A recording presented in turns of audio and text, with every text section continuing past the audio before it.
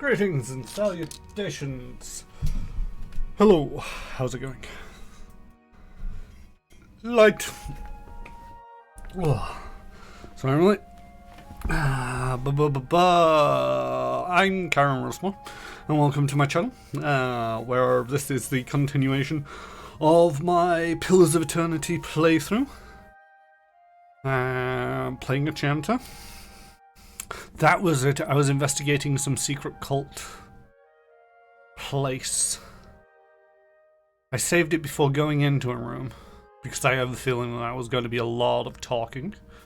Pretty much done with the surface of Defiance Bay. There's a few things that I need to finish up. There's a few things out of the town that are related to in the town that I need to finish up. I think that just about covers everything I need to when it comes to Defiance Bay. I'm not entirely sure, you know, it's one of them games where it's all, I don't actually know much about Pillars of Eternity. Which is good, because this is all new and fresh to me.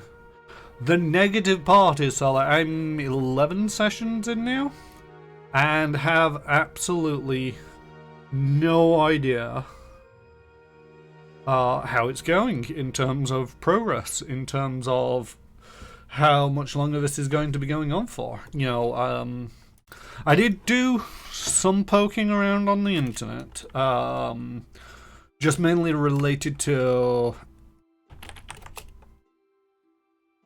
the White March.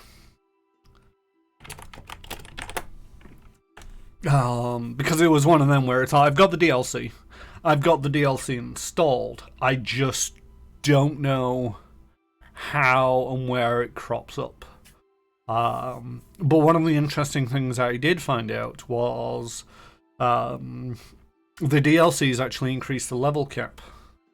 And it took the level cap from 12 to 14 and 14 to 16 because the White March was split into two parts.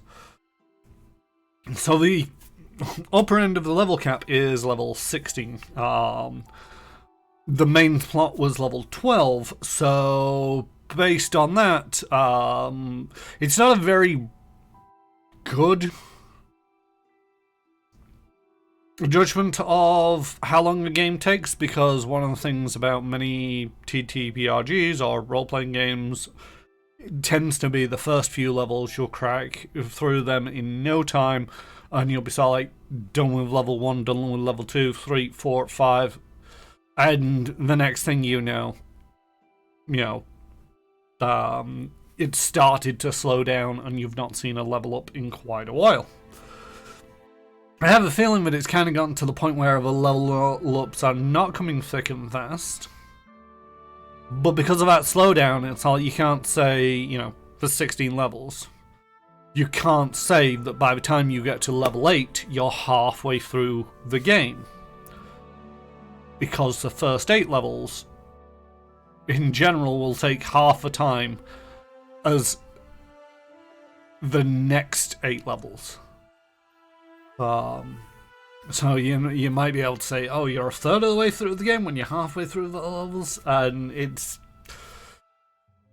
difficult to predict based off level alone, but it does give you some scope when it comes, you know, when I get to level 10, I know that there's only, 6 more levels, if including the DLC, to go. When I get to level, 14, it's like, right, I can finish the main part of the game and also, some of the DLC. When I get to level 16, it's like, alright, this is somewhere near the end. So I think I'm level 4 or 5. I can't quite remember. But the chat is going, the lights are on, there's nobody home. Let us close up that one, because I don't need that window open. I don't need that window open. Need to just double check that that stops doing things. Because one of the things that I don't actually see on this. No, that doesn't tell me anything. Yeah, I don't know what the quality of my stream was like. Steam decided to start downloading some stuff in the background, which is now told to stop. Alright, so we save that, and we close that, and we close that. We go over to... Oh, no. We also want to close that up, because don't need anything from there. We click over to there, we click on that, we click on that, we click on this, and you should be able to see the game.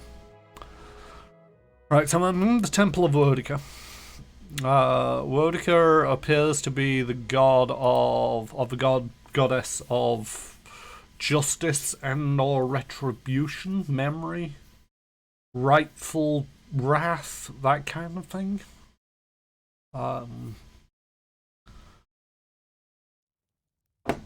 We've snuck in through the front door. We lied our way through. Came up to this door. I approached it once and it goes, and you hear voices. Do you want to push through? I have a bad feeling that I'm supposed to have a mask on or something at this stage, but I don't have any of the masks. Because I went away and sold everything that came under this category, which included masks. Got nothing in the quest items. Oh, that was what we wanted to just double check. So I'm level 6. Level 6, halfway through the original levels of the game. You hear a murmur and chants on the other side of a door. A ritual of some sort is already underway. We continue into the chamber alone. You open the door and stride into the chamber. The woman's eyes narrow behind her masks as she takes notice of your uncovered face. Face? Interloper! So maybe I wanted to bring everybody in here. See, where am I supposed to get the masks from?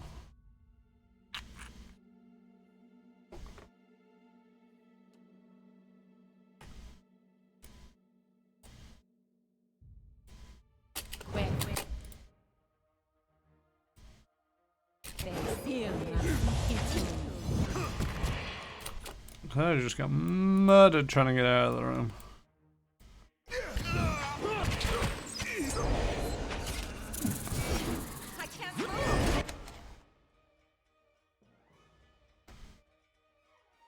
Yeah, you're low on health, that was expected.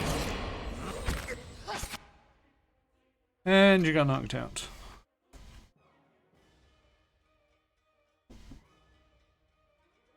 Can't get a good shot at this. Oh yeah, there's a real spellcaster going on over there. After an Itamok.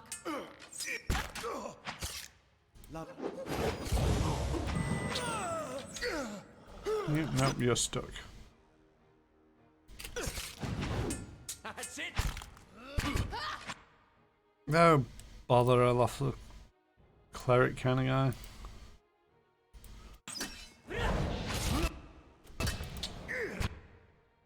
What's this button do? Nope, don't care about that one.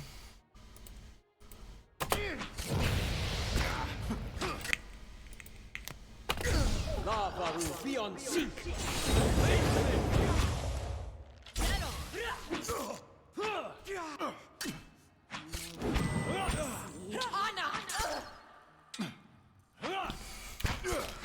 It's all gone a bit peak-tongue.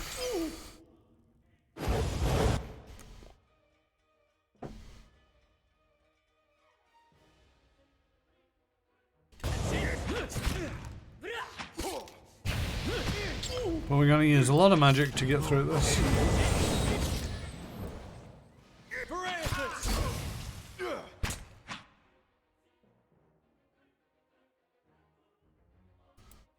Would you people concentrate on killing the one right at the door?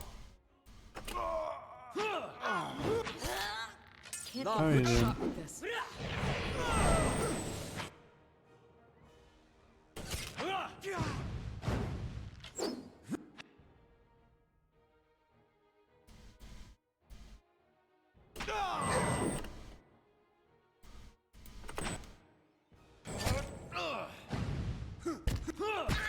trying to keep as many people stood upright as possible.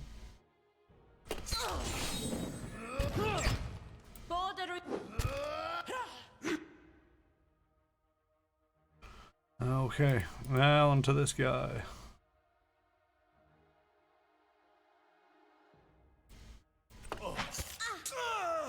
Can't get a good shot with this.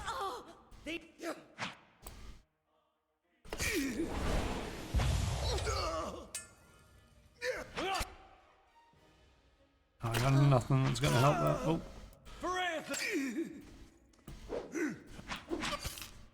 After an Itamok. Stop with the spell casting. Always be casting spells. Hey, we won! Question mark. You crumple at your feet.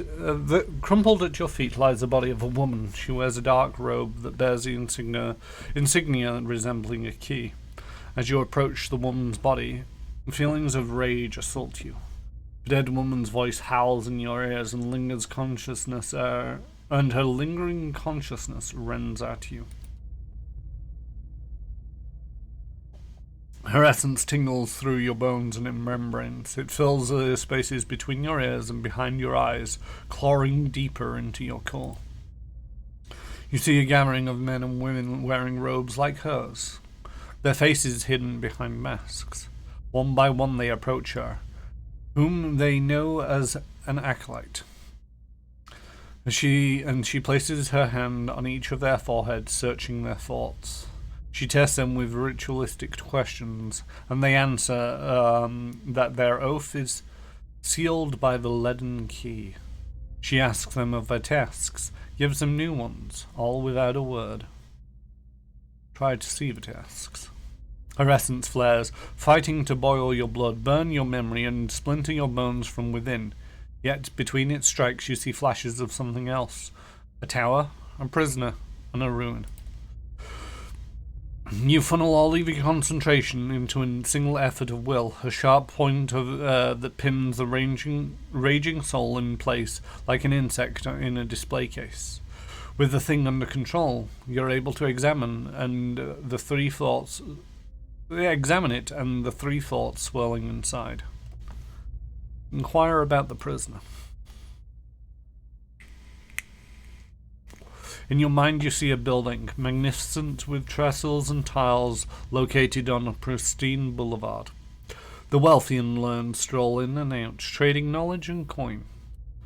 Yet it also houses misery and madness. Somewhere within its rotten core sits a man, his hair matted but his eyes alert. He watches and waits, a prisoner by choice. Examine the thoughts about the tower. You see a palimpsest of a neighborhood.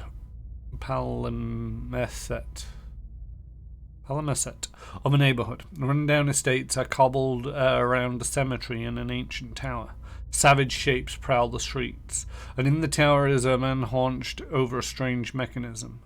You can't see him clearly, but there's something unnatural about him. Somewhere nearby you see a woman with a scar over her heart.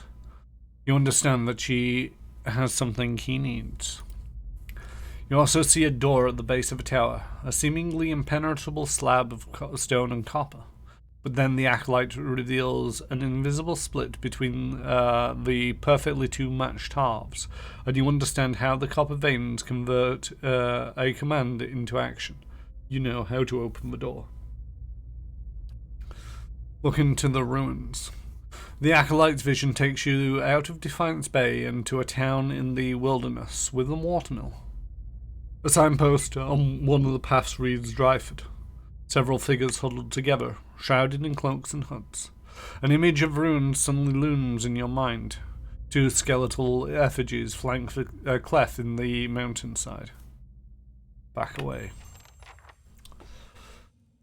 Hey.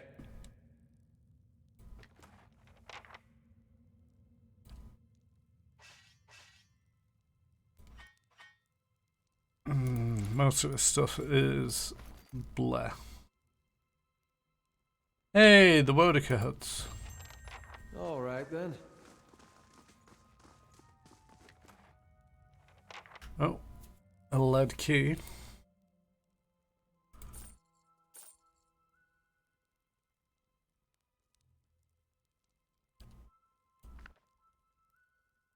I'm not going anywhere like this. Oh, I meant to put in.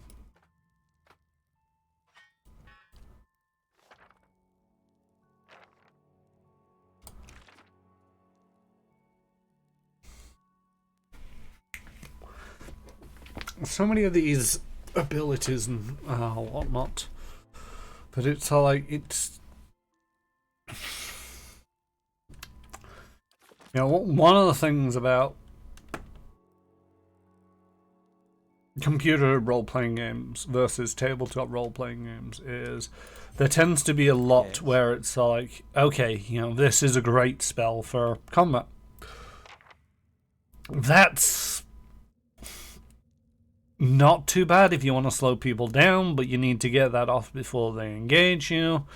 This is more trying to get out of somewhere. That very rarely happens. You might as well stand and fight. The difference between Fireball and the Minolet's bounding missiles is that one's safe to use around everybody else because it's only going to jump to enemies. This, you need to get it in there beforehand. That's 4 spells. And out of them 4, I've only ever really cast 2 of them. If we take a look at this, it's like, okay, the 3rd level, I've only got these 4 spells, but also I could learn Langriff's Displaced Image, which might help in certain circumstances. We've got Rolling Flame, Conceal Halt's Corrosive Siphon, Miasma of Dull-Mindedness, Noxious Burst, Crackling Bolt,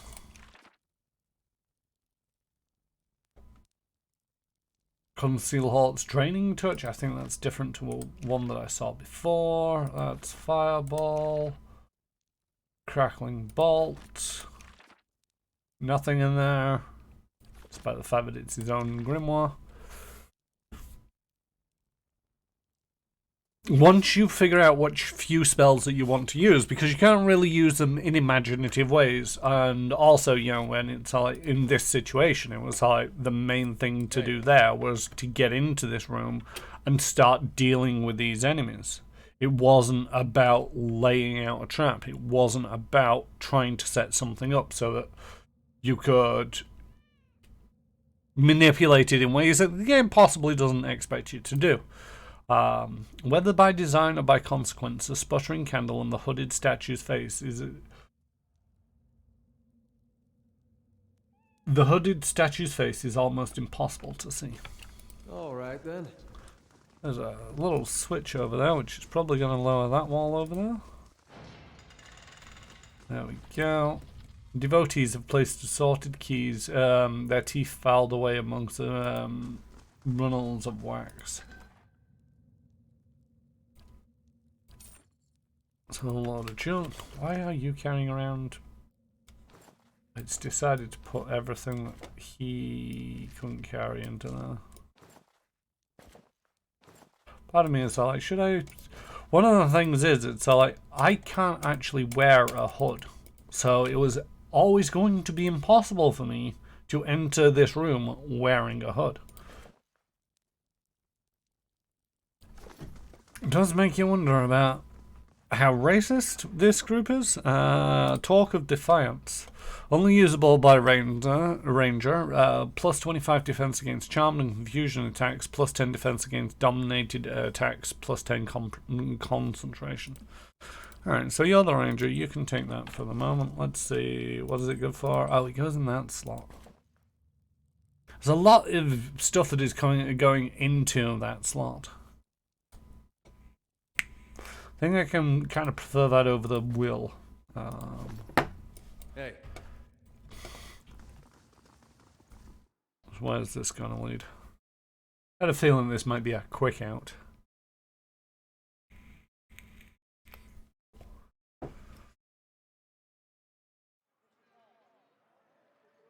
The steward at Sedania has received a letter for you. A moment, please. I feel I should explain myself. About my episode in the catacombs.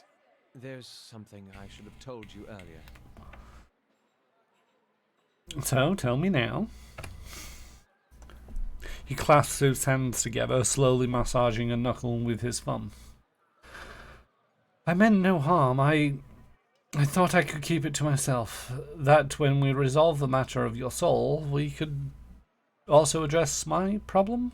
I also have an awakened soul. But unlike yours, mine is a presence that shares my senses and my skin, making herself manifest at the most unwelcome times. Oh, we hadn't noticed.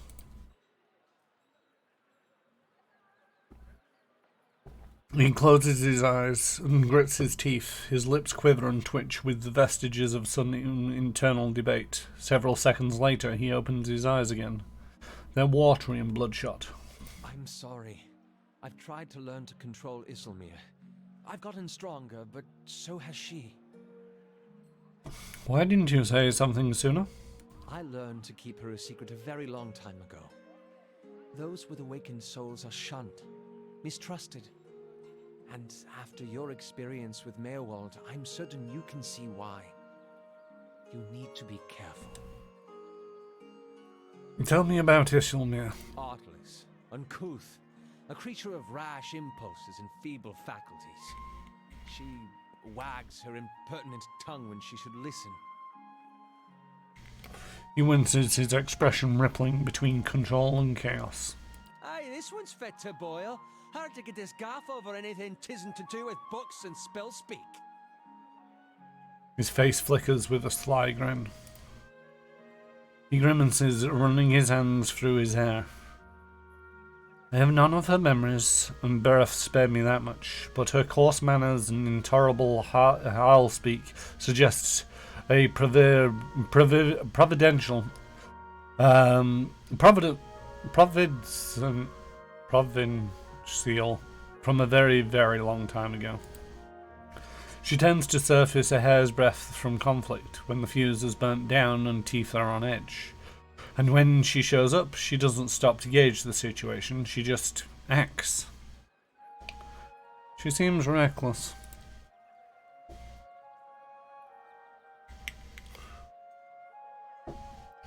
Provincial. Provincial. Oh yeah. Thank you, J-Station. Welcome to the stream. That's it exactly. You recall the way she goaded the villagers in the Gilded Vale? She doesn't think, and she doesn't back down. And trying to suppress that has been my problem for years. Is this going to be a problem? Merely an annoyance. Although... He purses his thin He purses his lips into a thin, crooked line. He lowers his voice and clasps his hands behind his back. Minute twitches and spasms along his arms betray his fidgeting. Defiance Bay is said to have an entire institution dedicated to the study and cure of soul-related ailments. Since our journeys have already brought us to the city, perhaps we could speak with someone there.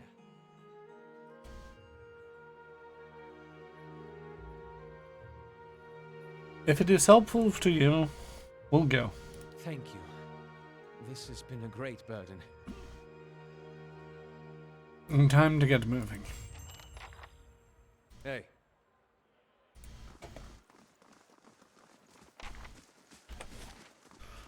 Where does he want to go?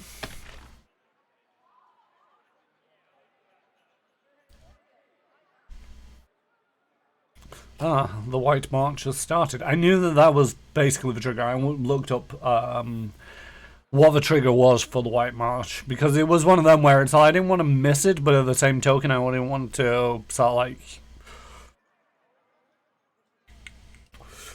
leave it right until the end or have to come back and do it later. It's like, I knew that they'd streamlined it into there somehow, but I wasn't sure how.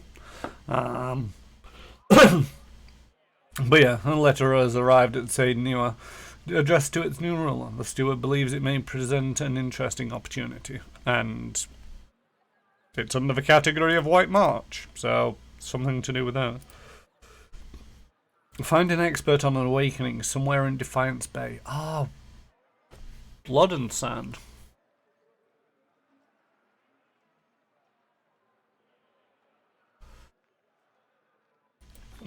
You reckon that's a sanatorium?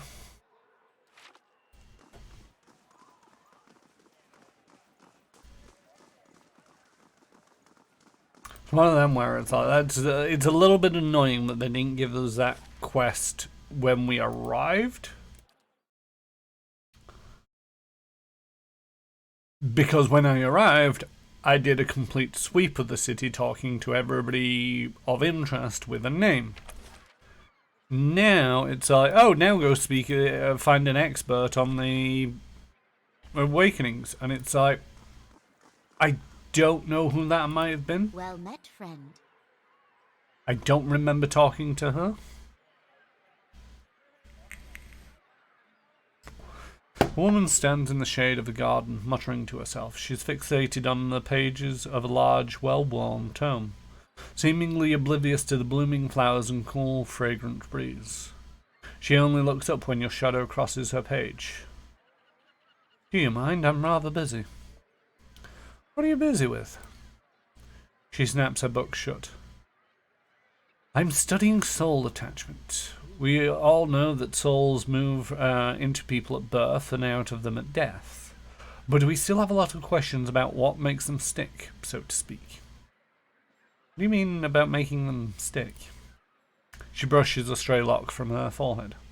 Souls power bodies and give them their tissues life, but only when they are firmly attached.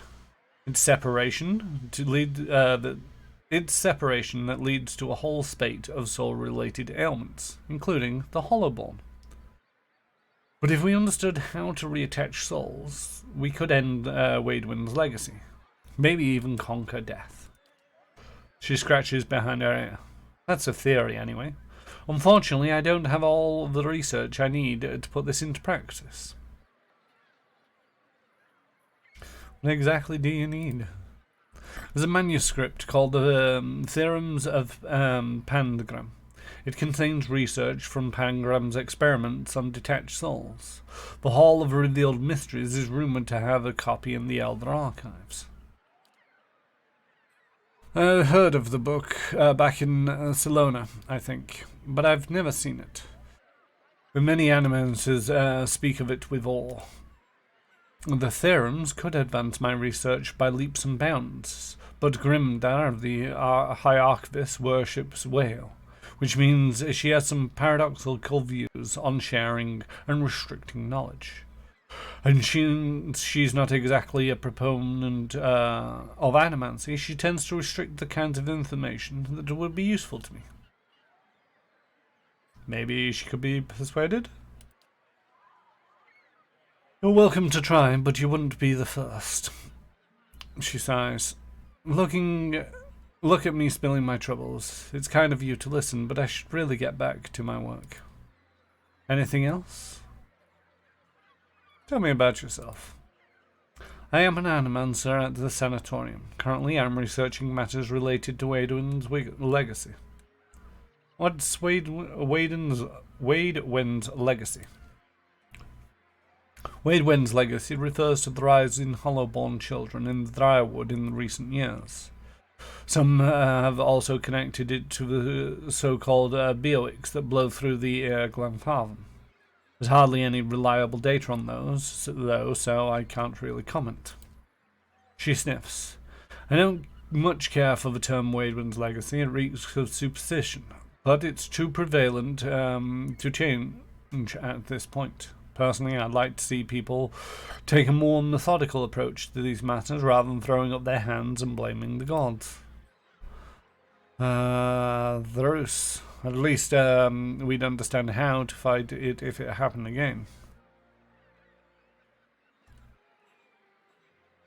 I have some questions about the theorems of Pangram, such as: why doesn't Grimdar lend you the books you need? The Hall of the Revealed Mysteries is rather protective of its books, especially the rarer ones. And Grimdar in particular, she hates animancy, thinks it's dangerous. I don't see how you can run the greatest library in the Drywood and be so adverse to the spread of knowledge and research. But I've never understood these religious types. Olaf scowls at the Animancer.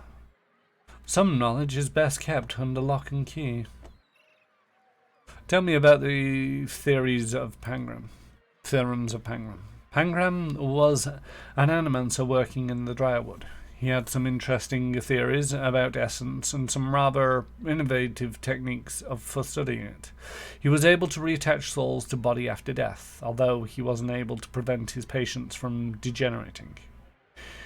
He was controversial, to say the least, but many are starting to realize he was merely ahead of his time. What do you mean by degenerating? Needham twists her hands together. Well, there seems to be a tiny problem with reattaching souls after death. The bodies will reanimate and may even retain memories and personalities. But they develop a hunger for flesh. Living soul-infused flesh. Without it, they start to devolve, decaying mentally and physically. If the process goes too far, which it eventually does, they become mindless corpses, attacking anything that moves. We haven't figured out figured out a way to avoid that. That is, Pellegrin unscratches her feathers. Unfortunate? It sounds like necromancy.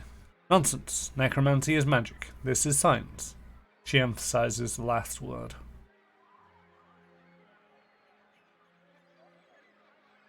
I'd like to know about the Hall of Revealed Mysteries. You can find it in the Copperlane district, and is dedicated to the God of Secrets and Revelations. Most importantly, it houses the largest and most expansive library in the Drywood. What are the Elder Archives? The Elder Archives hold the rarest, most arcane, and most powerful texts in the Drywood. Think of it as the inner sanctum of the Hall of Revealed Mysteries. Needless to say, you need Grimdar's permission to enter. That is all I wanted to ask. Anything else? She looks rather eager to return to her studies. I'll leave you alone. Farewell. So this could be a little bit... I'm not entirely sure whether they were there before, whether I missed them. The charming windows are reinforced with iron bars and double thickness glass.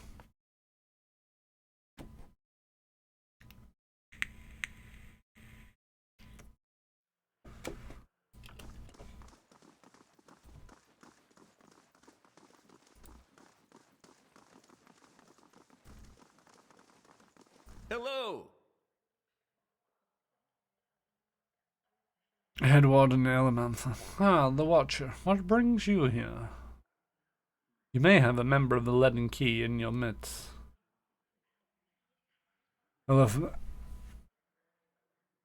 Iafelmona groans and the stone around him shudders. I could have done without hearing that today. Many have their intrusions been into our affairs. Of course, one can seldom be certain whether they've meddled or whether calamity has struck on its own, but a few of their less skilled infiltrators have exposed them from time to time. They are a perpetual nuisance. Once again, I am reminded of how envious I am of your gifts. I suspect they would be some use in verifying one's identity. You're at odds with the Leaden Key as well, I take it?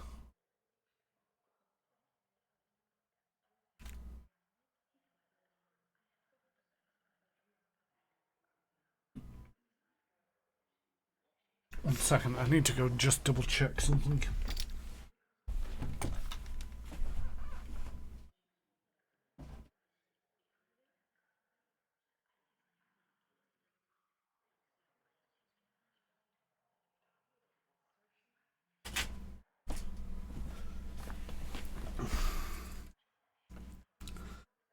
I have a terrible habit of accidentally leaving a tap running in the bathroom, which isn't the end of the world, but at the same token, it's one of them where it's like the only time that I ever notice is by when I hear the trickle of water, and I thought I could hear something.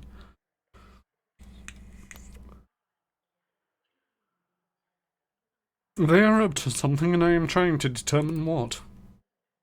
They're always up to something. Of that you may rest assured. If their plots have come to involve you, you have my sympathies. Do you have any idea of who this person might be?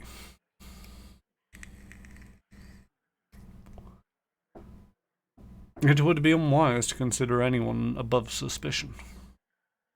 Very well. In that case, I would recommend you speak first with our resident animancers. They have frequent interaction with both patients and colleagues. You'll find them up here or in their offices downstairs. You will report anything suspicious to me immediately. That is my only request.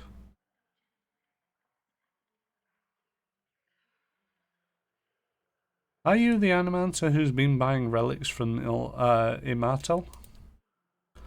There are a large and rather notorious black market for uncatalogued Igwigan art relics. I stay far away from it. Does anyone here know anything about awakenings? There's an animancer on the lower floor who came all the way from Revula to study them. And take the stairs down and look for Belisage. Farewell.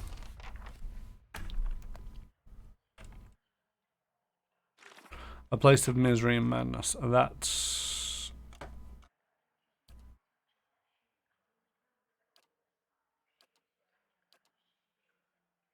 Question the animants. Oh, okay. So, right. That's what the first one, the leading key bit, was about. I actually just want to double... Oh no, the leading key thing went into the...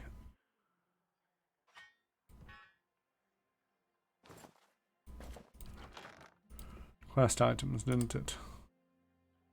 A lead key covered in dark blue-hued pantia. Right. Gods keep you. Time to do some investigations. A bald man with the crooked nose gestures in demonstration over the still body of the patient before a small gathering of interested onlookers. Feeling your gaze, he pauses his discussion. Have you come to sit in? Do you know anything about awakenings? I'm afraid that's not the area of my expertise. End dialogue. Good day to you. What is it you do here? Close as we are to the Glenfartham wilds, we get a number of bivouac maimings every year, survivors dealing with complications from exposure. This fellow here has a severe case. His essence is a mere whisper of what it was. I am early in my research, only beginning to understand how they work, but in time I hope to find a way to protect people from the storm's effects.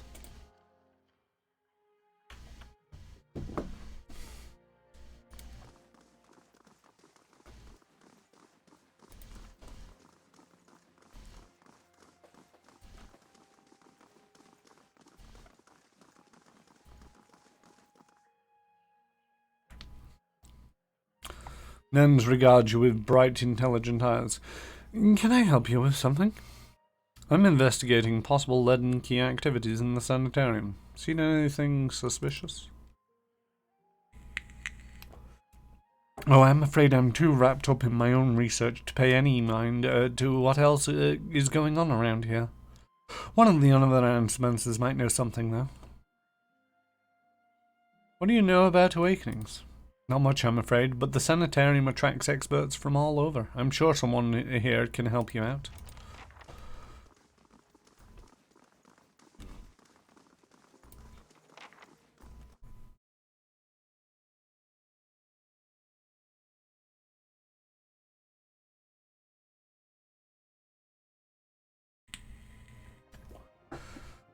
I don't mind the quests being a little bit vague, but what does it keep updating?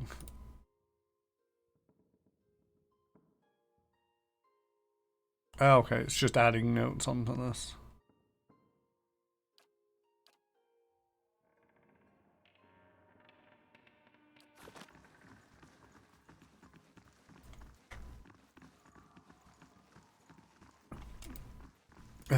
Maybe... Hail, traveler.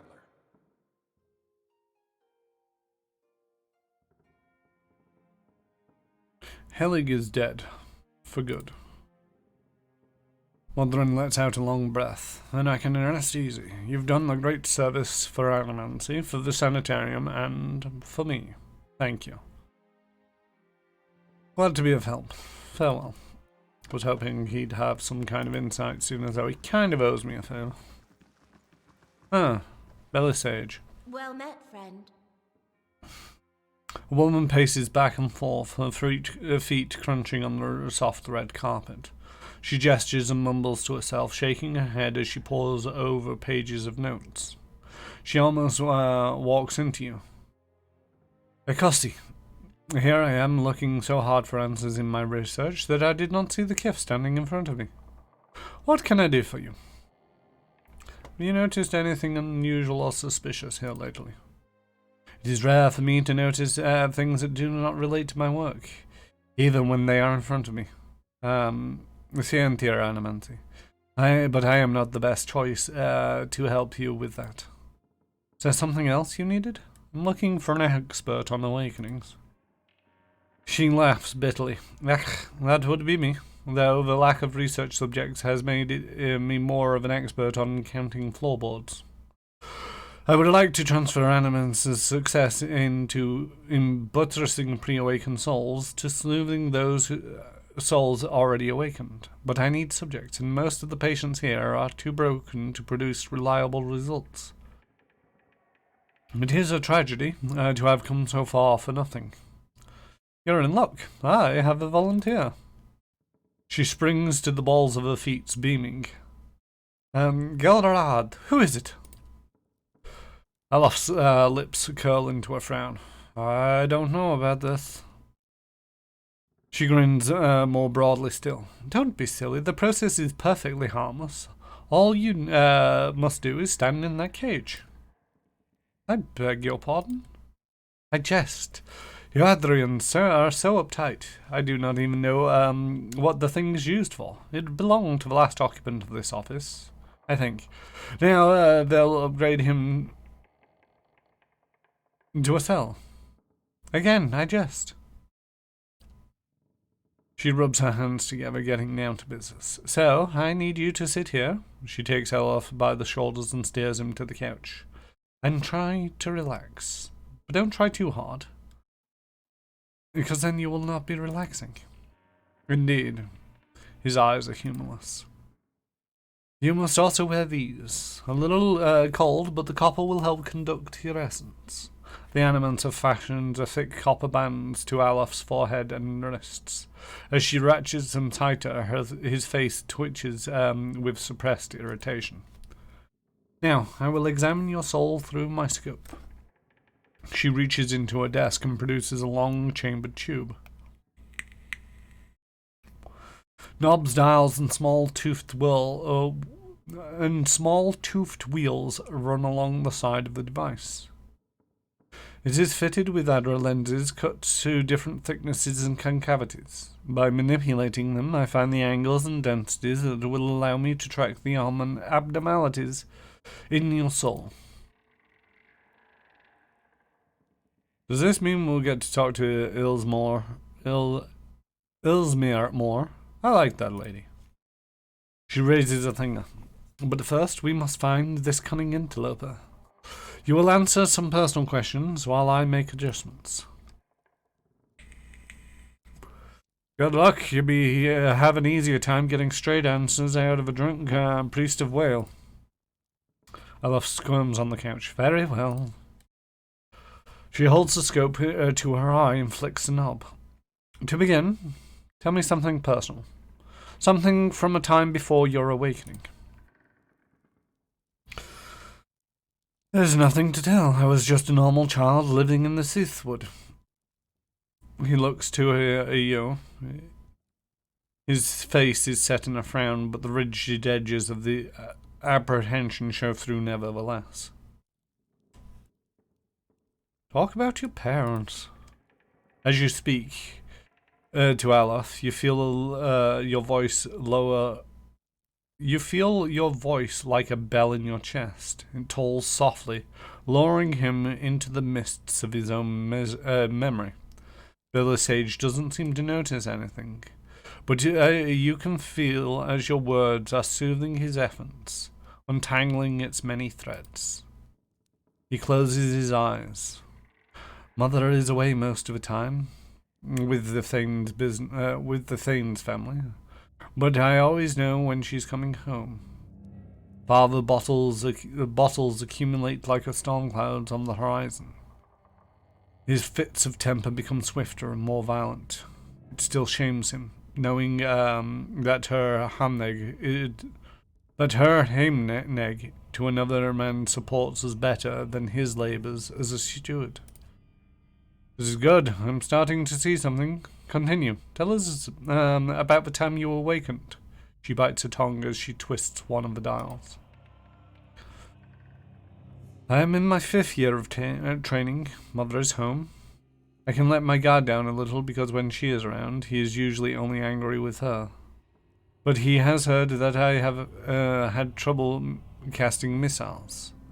That my flame shields are unstable. He is furious that I have failed. A mother presence reminds him that he has failed too. The first blow takes me by surprise. One moment I'm sweeping the kitchen, and the next I'm sprawled on the ground, stupidly looking at the flecks of blood on my blood on the towel.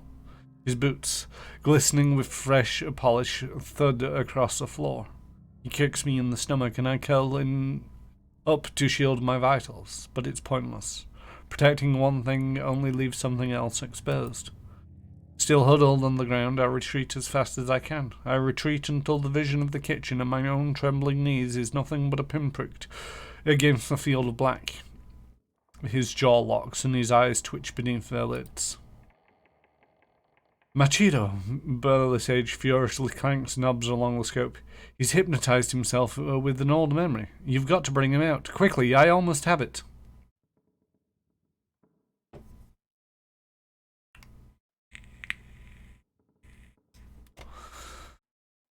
This is just a memory. It isn't real. Alof's eyes snap open, but the expression you see in them isn't his. And with those rattles you see in the space twixt your ears, they're real now for you. Bella Sage sucks a deep breath through her teeth. That's it. I'm seeing the shift in his essence, something spreading and congealing. She glances over her scope. Keep talking. He seems to respond with you. What brought you here? Cracking bones and voices high on ire. That warm molasses feeling that creeps down your gut when crisis is nigh. That's different. Bethetta, we have flares of a totally distinct essence. She jots shorthand notes on the page next to her and turns one clicking knob in the scope. Now try to get the two of them talking.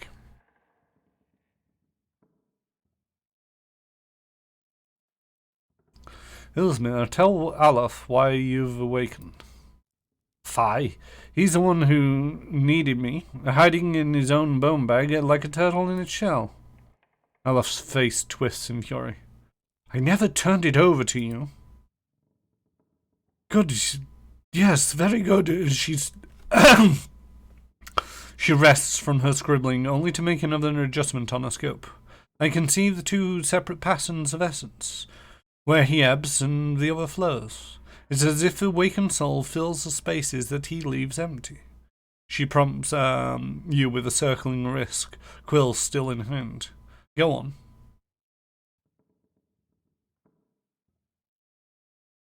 Alof, what's this about ceding space to Ilsmir? He grits his pain teethly. I've given her nothing. She usurps me in my own body. Aye, and lend him a pair too. You should ask Wit I had that old man of his. How the last time he laid hands on us. I break ye it in 3 places. Alof's head jerks to the side. That wasn't your decision. It's never been your decision. Aye, the awakening. But now I'm stuck with ye, and damned if I'm let ye ninnying drag us both through the scupper. Very good. She lowers the scope, consulting her notes. I think I've finally got something we can work with. I've tracked Ilsmir's essence through the exchange. She had a particular high-density index during the most heated portions of that argument, and her essence seems to localize most clearly on the lower portion of the subject's left ribcage. That's right around the spleen, of course, meaning that she is triggered by black bile. No doubt the subject's characteristics melancholy is to blame. Aleph blinks back at you. In the midst of his perturbations, you're not quite sure who's looking out of his eyes. That's utter horseshit. Oh, gracious. She glares at him. Yes, never mind my years of training. I suppose you have a better explanation.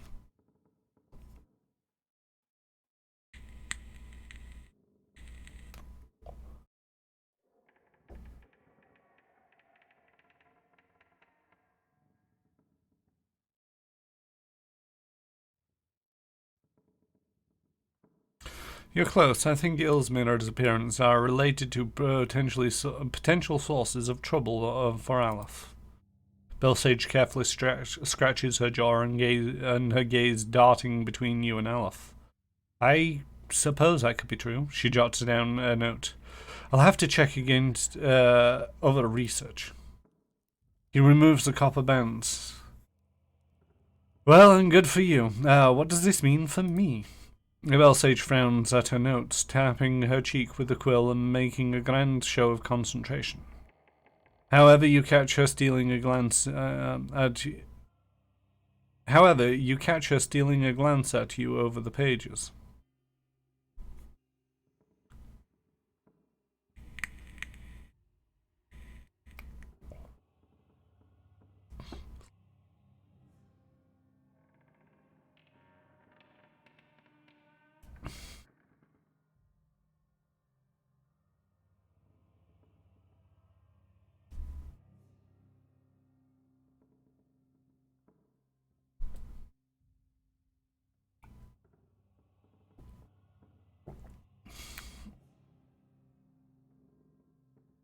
It seems that Ilsmir steps in when she determines you are in danger. It's not clear yet whether this is a help or a hindrance. From my position, I'd say it's pretty clearly a hindrance. I've got a lot of progress, regardless. Thank you for your help, Kashra. He does not look at Belisage. She sets her notes on the desk and returns to the scope. Well, I hope this has been useful to you as it has been for me. I finally have material worth publishing. You'll be the toast of a revenue. Ventra, Aleph. His grimace melts into a crooked smile. Aye, advancing the right-wise principles of animancy. Just what I've always wanted. As you turn to leave, you catch a darting movement out the corner of your eye. Belisage is humming to herself, still occupied with the scope. But Aleph is holding her notes. He's just about to tuck them into his cloak when he catches you watching. He holds a finger over his lips, his eyes wide and imploring. Please, I don't want my personal information published like this, especially not after all this nonsense.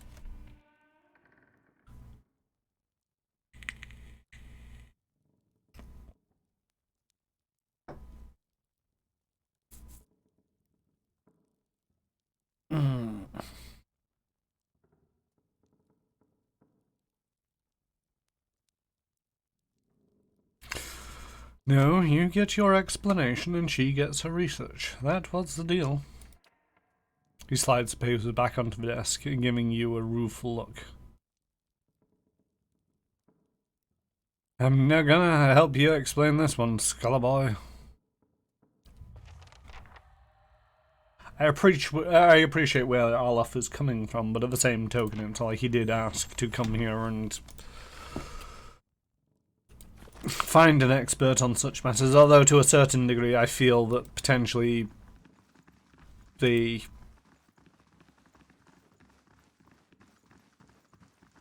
expert wasn't them. It was more me. It felt weird. There we go, stronghold. Taxes collected, lost 96 copper to bandits, but earned 126 copper. So we've actually turned it back over to us earning money. But we're also now not making half as much money as we were.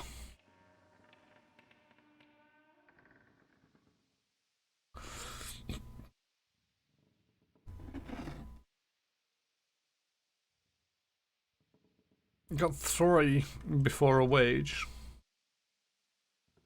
The wages are 400. I don't know whether that's in total or whatnot. Hey Saber, how goes it? But at 400 copper pieces, if it's 126 each time, we're not going to have enough money for all that. I mean, to a certain degree, I've got plenty of money in my own right, so it's not a great concern.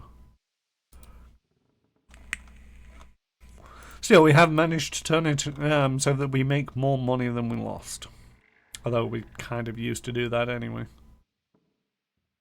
First time was 540 copy pieces and we only lost 117.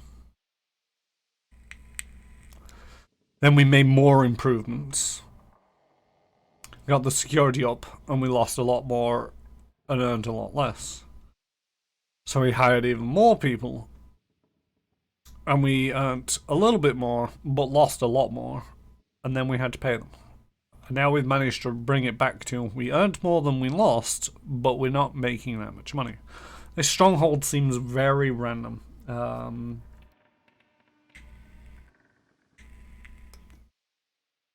Not too bad. Had choice paralysis and want to stream before settling on a Combat 7 with an assistance from a friend in picking. Fair enough. For me, because I tend to stream things... Ripley, I require more copper tubing for my next experiment. Do not requisition it from the sanitarium scores. I don't have time to deal with the head warden's inevitable questions. Sademan Iso.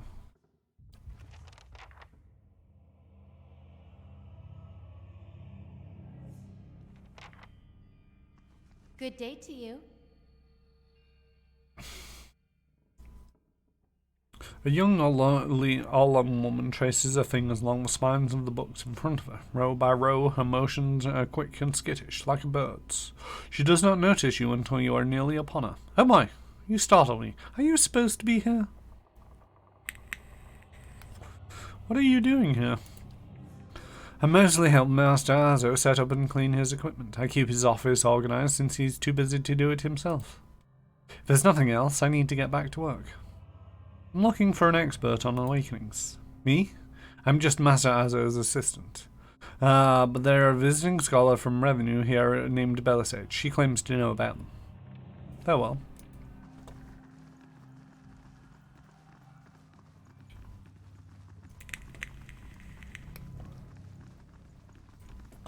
Yeah, I mean, to a certain degree, it's one of them where it's like I stream the same thing Tuesdays and Thursdays, and to a certain degree, if needs be, I can stream the same thing on Friday as well, and just making an entire week of the same stream. And I've got a list around somewhere of all the games that I do want to stream at some point,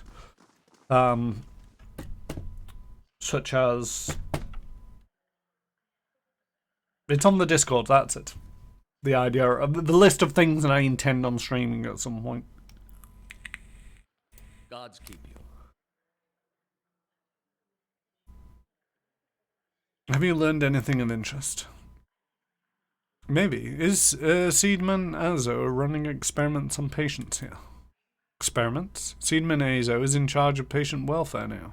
He's not authorized to run any more experiments. I am disappointed in Seedman. I had hoped he would be the one to guide your inquiry. He'll be in his office or in the patient wards. I am granting you immediate access so you can find him. No doubt you will wish to speak to him further on this matter, and I am for one as curious as what he might have to say. Tread carefully in the wards. There are a few dangerous cases. I would also ask that you do your best not to agitate the patients. They've had enough troubles as it is.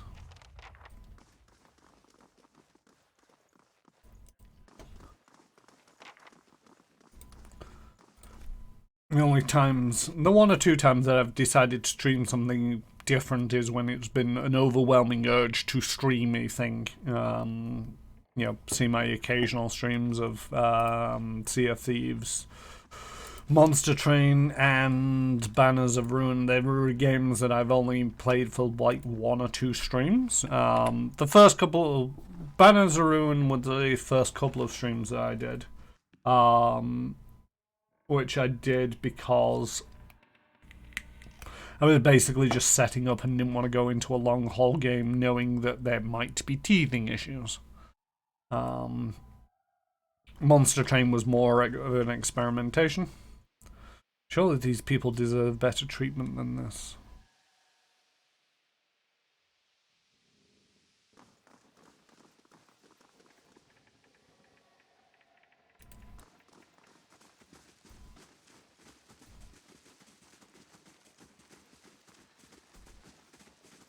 But yeah, I'm kind of looking in a way that I don't get too much choice paralysis.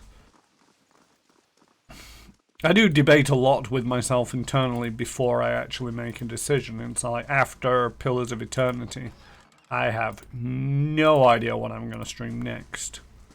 With any degree of certainty at this stage. I have a feeling that I'm probably not going to go for another long haul isometric RPG.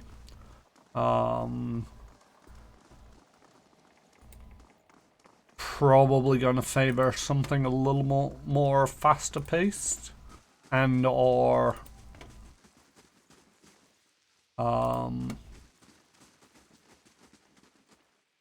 something definitively shorter. But what that will be, this is a thing. It's like I've got so many games where it's like these are games that I want to stream.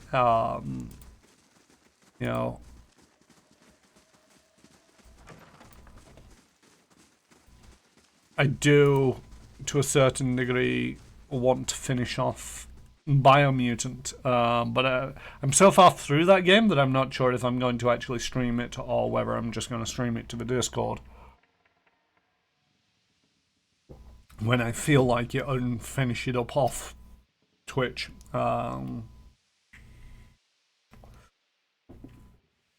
But at the same token, it's like if it does falter to the point where I forget what I'm doing and I have to start again, it might be worthwhile doing it on Twitch so that I have the consistency to get through to the end. A round-faced, balding man turns to face you. His upper lip is pulled upward slightly by his pointed nose, exposing his upper teeth when he scowls. What is the meaning of this?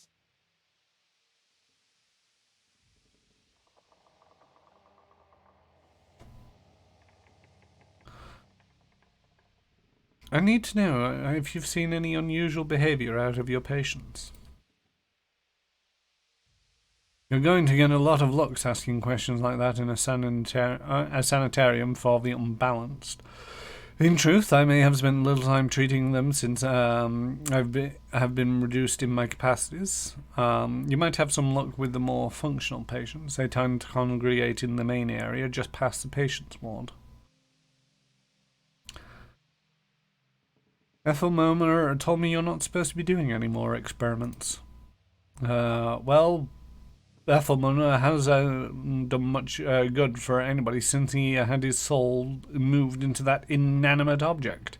So I fail to see why I should let that sway me. If animals has all followed the commands of their leaders, where would we be? We'd all be as backwards and willfully arrogant and ignorant as the Red Seers. We would know nothing about life or death, or even ourselves. We would have lost in the dark. We will be lost in the dark with no clue as to why. I never thought I'd find myself in agreement with the statue, but Ethelmore was right, about this fellow at least. He sneers at Azo. How easily ambition masquerades as prudence. I bet he's fooled even himself.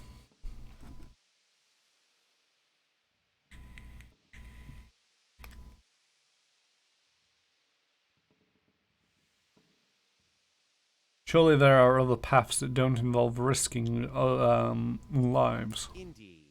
Many lives have been spent in such pursuits, writing treatises and poems. But tell me this, how does one verify the truth of a poem? If some philosopher stumbled across the meaning of our existence, how would we know it from a false one? These are wasted lives. In animancy there is progress. We are measurably closer to complete understanding because of our work. And that will be true until our work is complete. Who will solve Widewen's legacy? Some church? Some warrior? It will be an animancer, or it will be no one at all.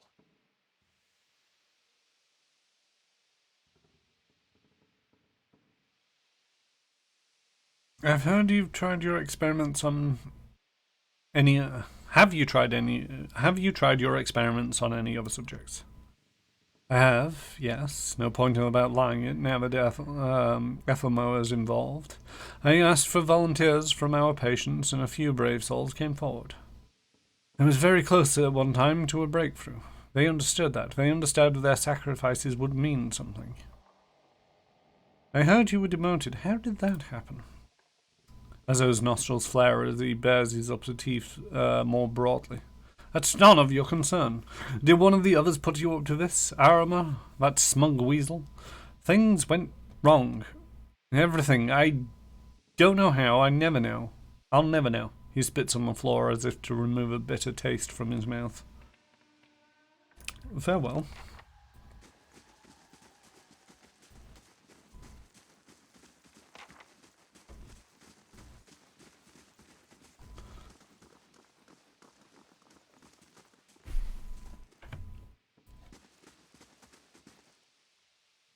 Let's go with the one which has a name.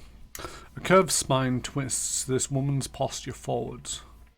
Her greasy hair draped over her large eyes like veins. She smiles at you. You must be visiting someone. Then, noting your appearance, she adds, a friendly visit, I hope. What do you know about the Animancer Azo?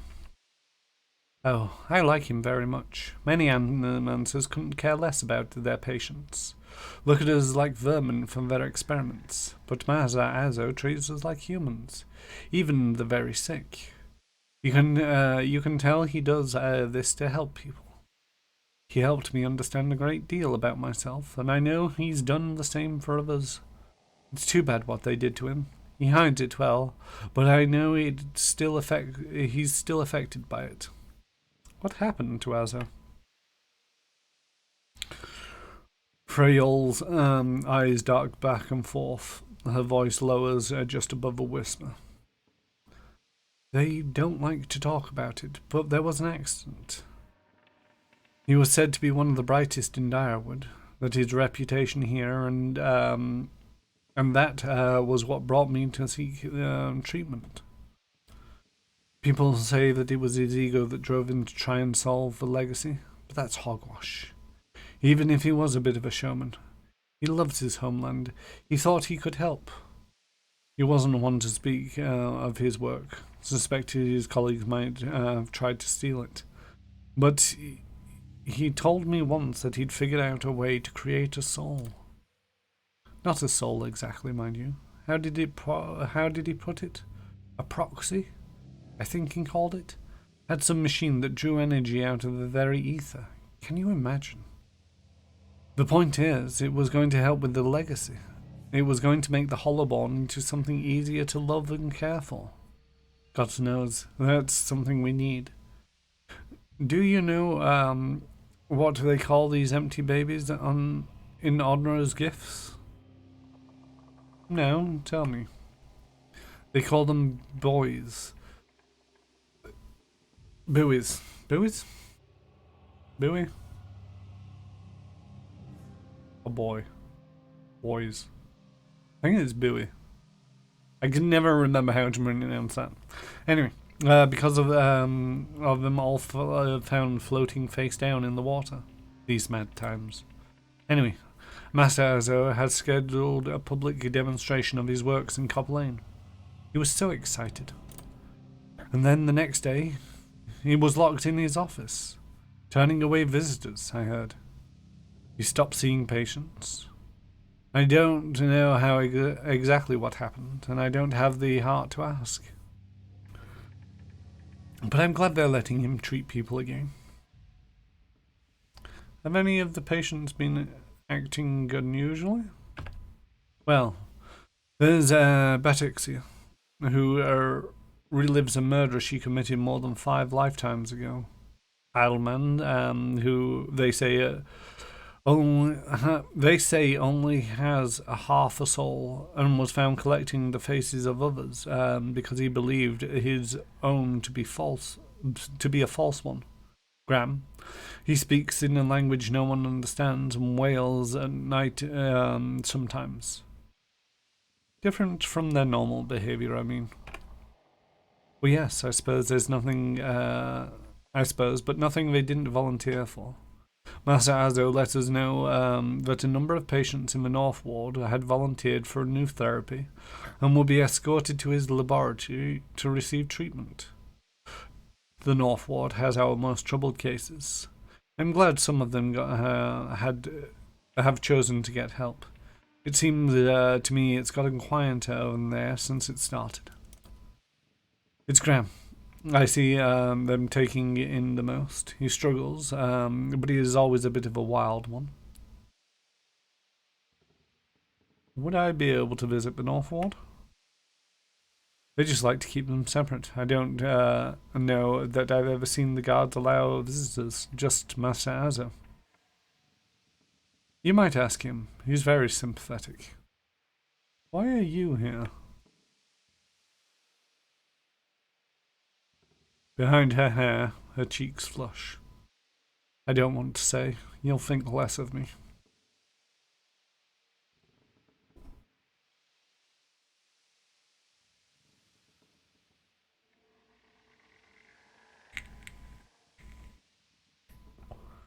I'm listening. These last few years haven't been kind to me. They haven't been kind to anyone, really. I try not to think of it as personal. I lost my husband and both boys in the Saints' War. My daughter, the legacy took her before she was even mine. I made do. What else can you do? I moved to a tiny place in Audra's gift, got by mending clothes on the kindness of strangers when I had to. But I was surviving, and the gods were watching over me. I could live with that. Then one day this noble woman comes in, wants this fancy gown fixed. Gorgeous thing. A shade of blue I'd never seen before. Only I had. I looked at it and reminded me of something. I had what they call an awakening. I remembered being a noble woman myself in another life. People doting over me, men doting over me, me. The best food, the most beautiful home, all the things you'd never dare to dream of, they were mine. It was poison, knowing that. All those things I had heard that I'll never have in this life. It did something to me. My food started to taste rotten. The walls of my little room seemed to close in around me. I stopped being able to sleep in my own bed. So I came here. It was that or break into an estate and start ordering servants around. It seems like such a silly thing to worry about. You don't have to tell me. But I can't get past it. And I start to wonder, did the gods choose this life for me? And if so, what a terrible thing I must have done to deserve it.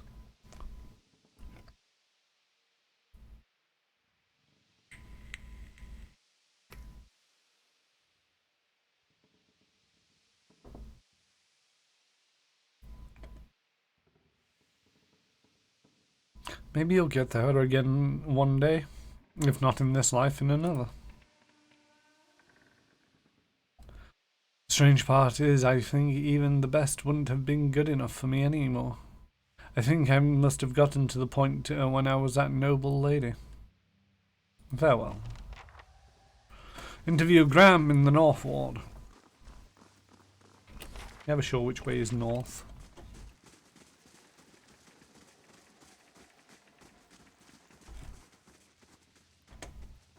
Ooh. What's this room?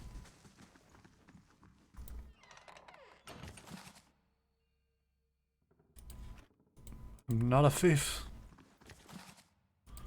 And all that is gold. Ah, a door. Is that a door? That's not a door. It looks like it should be a door. Is this the North Ward? Keep your distance, which is in that cell back there. We've had incidents when people get close. Alright. I mean, I've had to kill some in my past.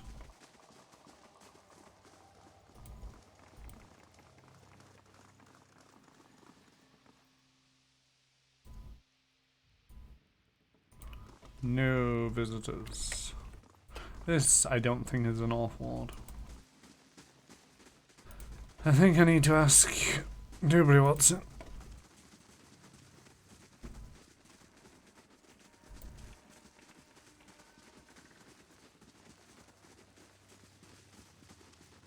So, what is it now?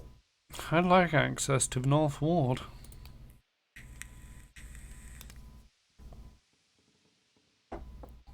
Out of the question, those patients are in isolation for a reason. Your forehead seems damp all of a sudden. Perhaps I should discuss your insubordination with the head warden. You smug cretin. How dare you come down here and meddle? You have no idea the importance of my research. He balls up his fist and digs his teeth into his index finger, a growl simmering beneath his breath and a deep scowl compressing his face. Fine. Speak to them for all the good it'll do you. I'm sure the discussions will be fascinating. He pulls a heavy key from one of his pockets and nearly slams it down on the floor before handing it to you.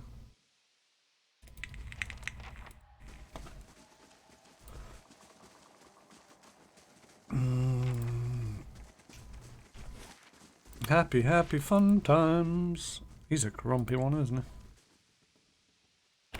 Let's save it before I accidentally upset somebody and end up having to kill everything down here.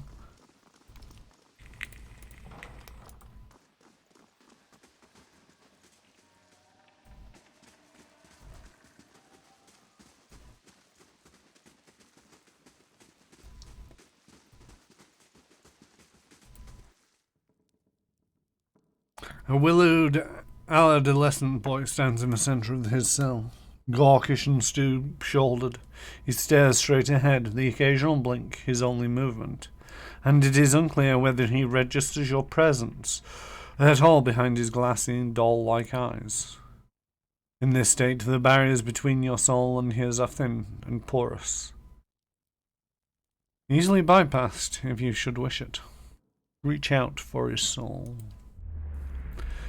You close your eyes and edge forward towards the boy's soul. As you near, a sudden malaise comes over you. You're cold and warm all at once, sweating and shivering, and straining for breath as you did on the caravan journey. The soul you approach is the wrong one, a parasitic plant that strangles its host. It is predatory and pitiless, and you have crossed paths with it before. Too late does it occur to you to retract, and you already feel yourself plunging into some indeterminable abyss of fault and memory. You're standing in a cell now, the same cell in the sanitarium. The halls are moonlit and empty, and you are waiting. At the far end of the ward, the door opens, revealing a flesh golem in silhouette beneath the stone archway. It makes the usual rounds and stops every time, the misbegotten child of the despondent creators. When the construct is close, you coil yourself up and spring forward, passing out of the boy's body as though it were a membrane. You can sense his body behind you collapsing to the floor, a puppet whose strings are cut. You are rushing forward toward the golem now. bodiless as a gust of wind. Quickly, you can think to yourself quickly, and you feel the strength emerging from your soul as you dart towards a makeshift abomination. You pass into the golem's shell and overtake the soul implanted within, encircling it, suppressing it, and contained in this new vessel, you are strong again. You step heavy-footed down corridors, unheeded by the other constructs and scrutinized by only the wary, untrusting eyes of the mad. Coming at last to an office piled with books and scribbled papers, and the perverse implements of animancy. You set your oversized hand down upon the large machine, a nest of globes and tubes and coils in the center of the room, and go to work, bending wires and unsettling alignments. Your surroundings are pulled past you, or perhaps you are pulled past them, and they dissolve into a blur. When they settle into place again, you are outside on a clear day, standing in front of a crowd stacked high above you on the tiered seats of an amphitheater. You are acting for the crowd, standing deliberately still, but this is no play. A balding man with rodent-like features is strapping you to a machine, the one you had been tampering with. You see your arms for the first time, short and fleshy, unmistakably those of a little girl. But this body is not truly yours. Your mind still holds the same determination, the same hard-heartedness as before. The body itself is cold and vacuous, unlike the others. This one has no soul of its own. The man speaks and the crowd applauds with an enthusiasm worthy of a hero's entrance. Bear witness, he says, and he pulls a lever. The machine shivers and sparks, and a bead of sweat rolls down the side of the man's brow. But the crowd's apprehension quickly gives way to awe, as a crystal globe fills with a radiant mist that casts the entire theater aglow. He opens a valve, and the glow crawls through a tube to a length of He opens a valve, and the glow crawls through a tube along a length of copper wiring that runs to a set of electrodes beneath your armpits. You feel nothing when it reaches you, as it should be, for you've been leading his work astray periodically for some time, altering notes and setting and playing puppeteer for Hollowborn. But you make it look how people would expect it to look when a body is infused with a soul. In a moment, the machine goes dark, and the man unstraps you, eyeing you with a scientist's concern. He looks back up to the crowd. "Behold," he says, but there is an obvious hesitation in his voice. Slowly, you take a plodding step forward. Then another, and another. You look up at the man, giving him the eye contact of which no Hollowborn is capable, and the crowd gasps. The man looks revealed. "How do you feel?" He asks at a volume meant for the crowd, but in this moment, at the top of the lungs, you let out a piercing shriek. The man comes towards you, his hands outstretched, but you run the other way, back to the machine. With all your strength, you drive your head into the crystal globe, and it shatters, streaking your head with warm blood. You drive your head down onto the surface of the machine again and again, drawing panic screams from the crowd, and by the time the man reaches you, your body has already ceased to function. It merely twitches on the cold ground. Satisfied, you depart the corpse in search of another unsuspecting host, who could put their faith in animancy now. You are pulled again from your surroundings, transcending the boundaries of memories and lifetimes, deeper and deeper past betrayals, murders, and lies upon lies that form a thick webbing of plots beyond mortal comprehension. You settle at last on a room you have seen before, expansive, with a tall device encasing another monolith at its center. The room is filled with people, and the people all look at the device.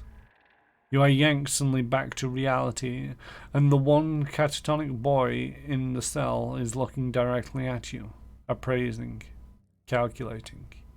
There is no mistake now that this soul... There is no mistaking now that it is the soul of the man who caused your awakening, that gazes from that borrowed husk. A watcher.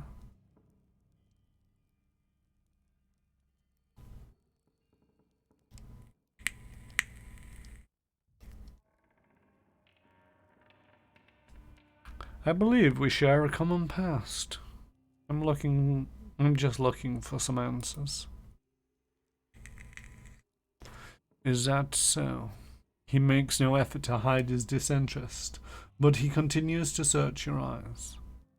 He makes a slight grunting noise, and his eyes soften for an instant, and it seems, for that moment, that he recognizes you. He opens his mouth to speak, then seems to think better of what he was about to say. His jaw tightens. Hey Ellie, how's it going? Sorry, I'm very deep in monologue here. I don't know. Monologue. Dialogue. Probably a dialogue. There's more than one person. Dialogue. I know your look. You hunger. Hunger for answers that elude you. It gnaws at your soul. It usurps your reason for being. You are like everyone. Going well, light day today for me. Going well, light day today for me, I think. That was good. I'm tired. First day back at work after the holidays, and it's like, I don't want to do things. Got there in the end. I will help you. I will help you let go. He dodges backwards at a startling pace, putting himself out of reach. On his face there is no malice, only the dissipation of a farmer putting down a sick animal. And then suddenly, he slumps forward.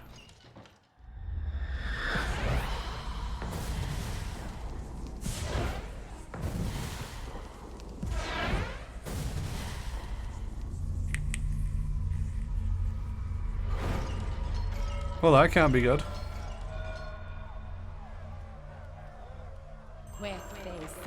I explicitly got told not to make a mess around with the bin mates. Things have not gone according to plan.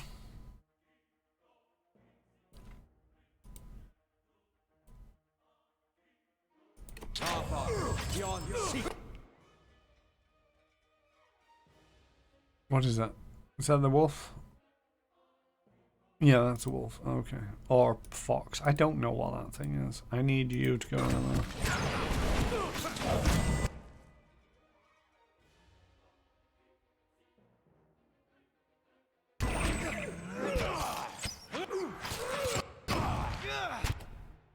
How am I doing? How am I doing? I'm up to 3 chance.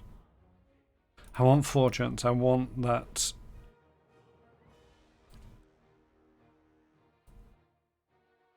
Will-o-wisp.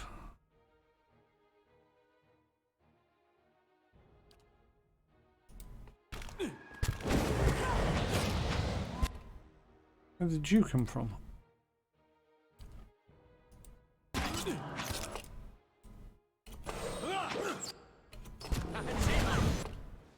Oh, that's Graham. I'm supposed to be speaking with them. Oh, you're not in a happy place. You are not in a happy place.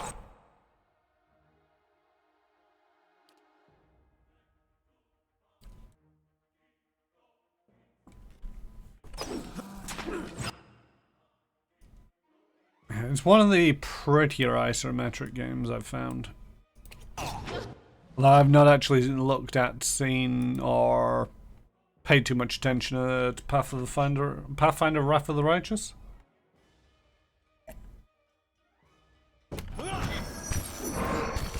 Which is somewhat newer.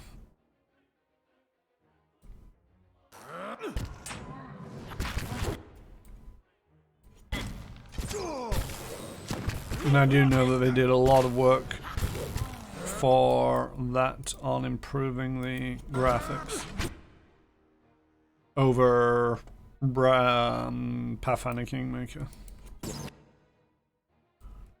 Let's focus a little bit on this. I shall deal with this one. I'm down to one will-o'-the-wisp. That's it.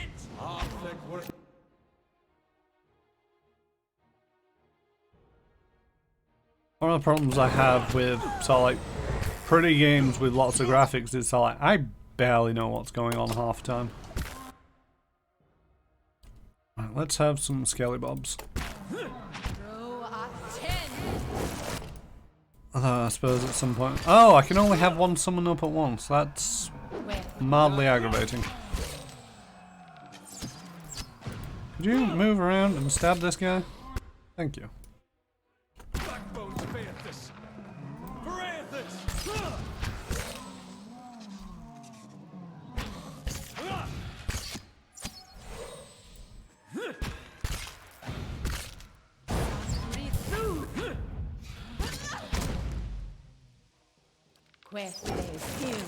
I'll take that from that guy. There we go.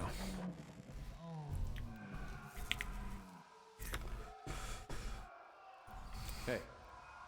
Well, shit.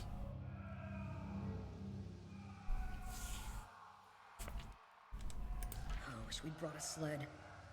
Of course.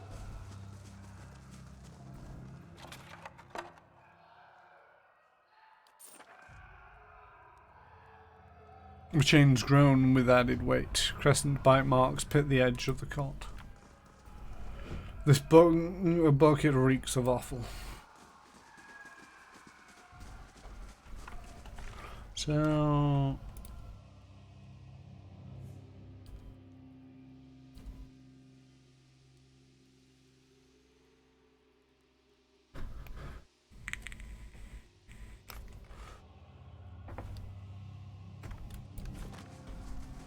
I'm going to save that and find out roughly what was going on. Because I was supposed to speak to a guy named Graham. But I spoke with somebody else that I didn't think would trigger much. And yet it triggered the combat. That completed a quest which kind of ended on so like speak to Graham. And it's like, but I didn't speak to Graham. I murdered Graham. Slight difference there. All right then.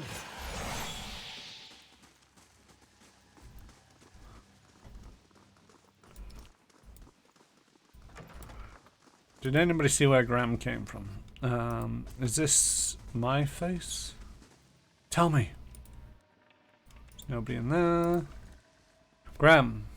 This man has a look in his eyes of a hunted animal, and as you approach, he staggers backwards to the far corner of his cell, halfway, appearing as though he would climb the wall if it would help him get you farther away from you. He cries out, a bizarre primal utterance, like nothing you've heard. I need to ask you some questions. Graham looks at you blankly. It is unclear whether he understands you or not, but his panic is momentarily subsided. He opens his mouth to speak, but the words that come out are half-formed, as though his tongue were cut. They are impossible for you to discern, if indeed they are words at all. The mutilations of animancy, crueler than any torture to disfigure the soul. Let us return the favour to the animancers of this shit heap.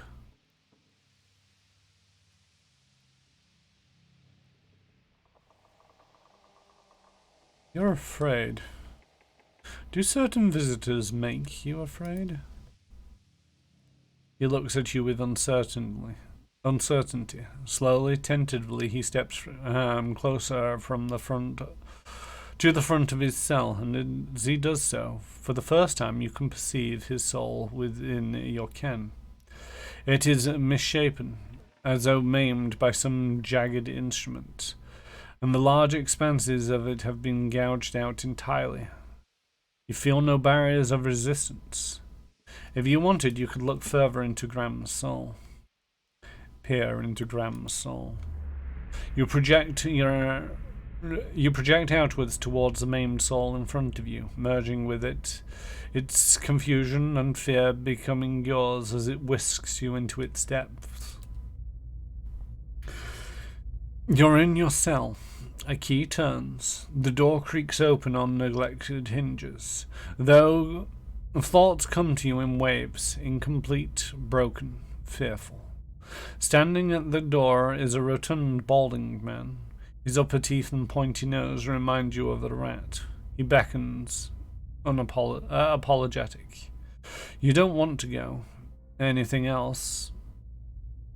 In your mind is a single word. The word is no.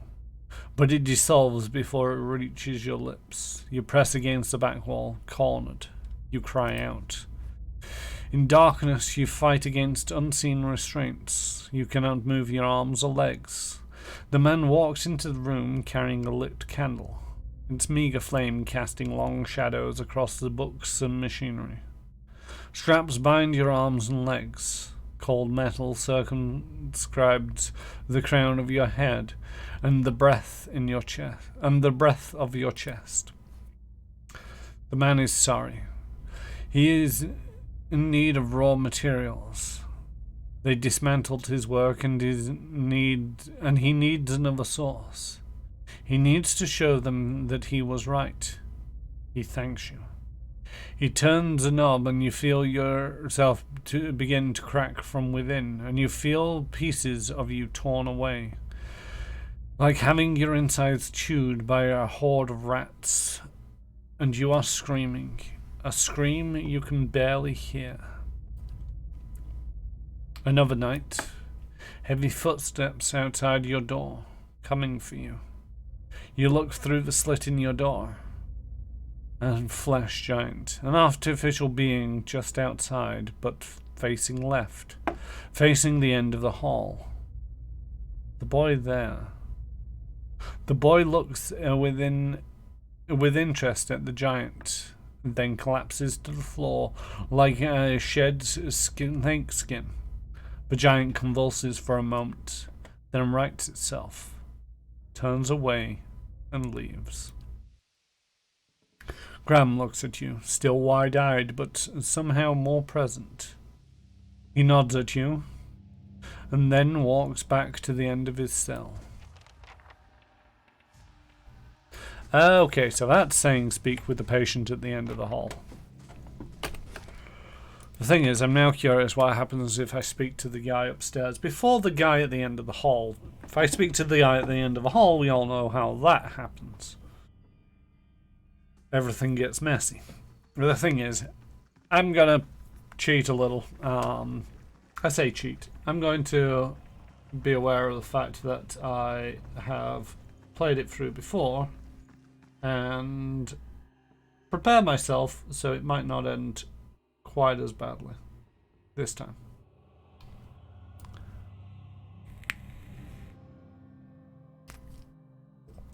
Though it didn't really end badly last time.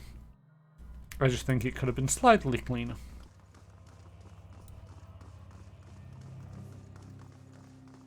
Welcome. You have nothing to say. Okay.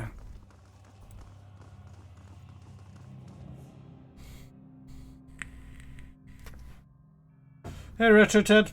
How goes it? It's going well. We're in the sanatorium, so there's I possibly should get a content warning going on this place.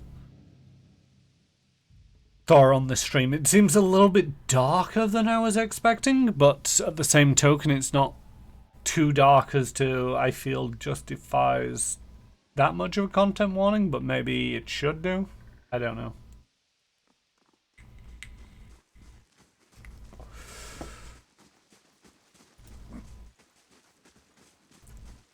I need to actually look at setting up bot messages and whatnot for content warning and stuff. Hey. Right, okay, so all the terrible things come from over there. We're going to put you over there. We're going to put the dog there. We're going to put you there. We're going to put you over there.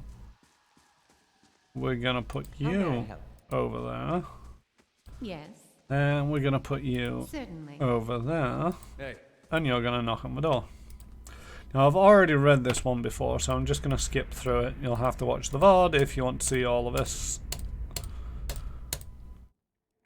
I believe we share a common past. I'm just looking for some answers.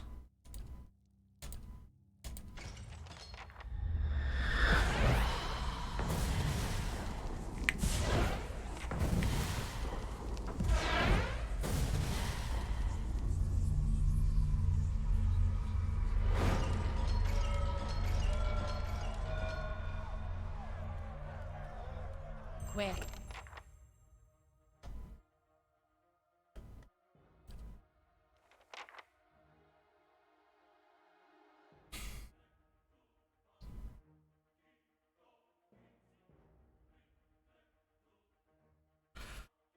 Cacher affects a cacher with ancient memory additional effects.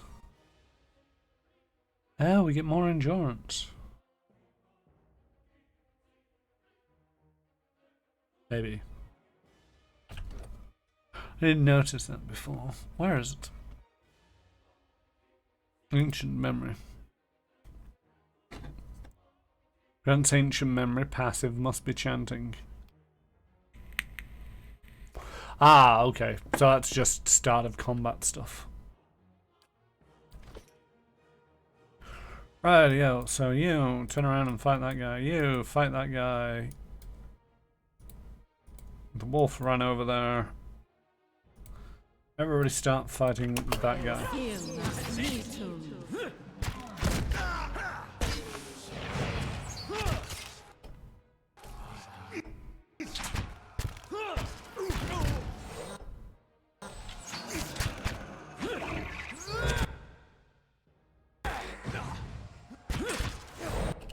Who am I supposed to be subduing?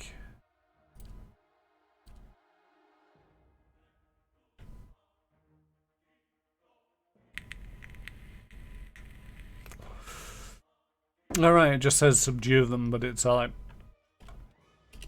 doesn't really give me much. Okay, right. You lot attack that guy, you attack that guy, you attack that guy, and you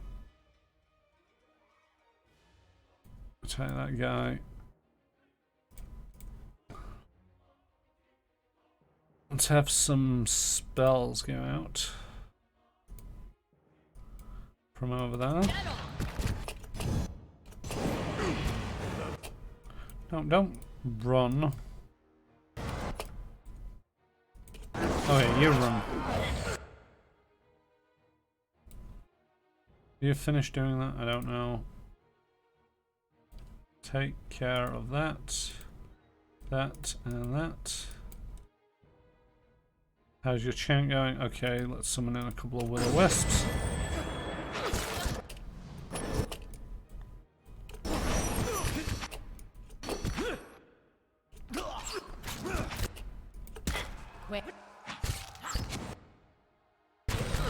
I have a feeling that there's so much more I can learn in this corridor.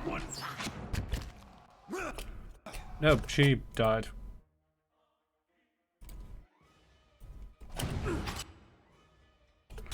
There goes number one of my will-o-wisps. That's probably not a good sign. Run away!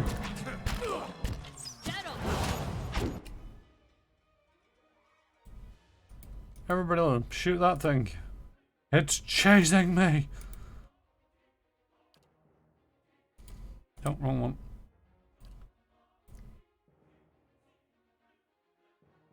Do you remember this place being a bit disturbing? Yes. I mean, just a bit.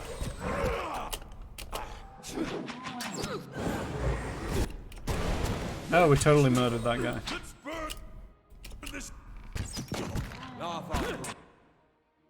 Alright, you do that. You will do that, I suppose. Let's have some more will-o'-the-wisps out. you're looking slightly better. You three, help murder that thing. Yes. If you can murder that thing.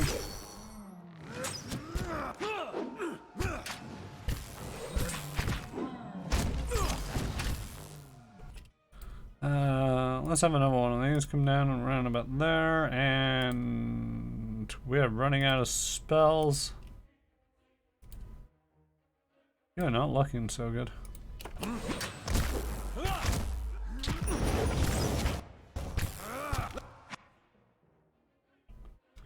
Okay. You guys go after that guy, you guys go after that guy. Hey.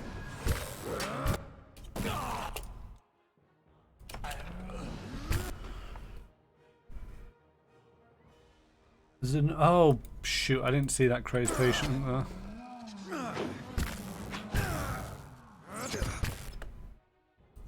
Oh yeah, you don't get knocked out the first time you go down, do you? You might deal with some healing. Oh no, he got knocked out again. Alright, the chants are ready. Will-o-wisps, go! Between me and them would be... oh, everything died.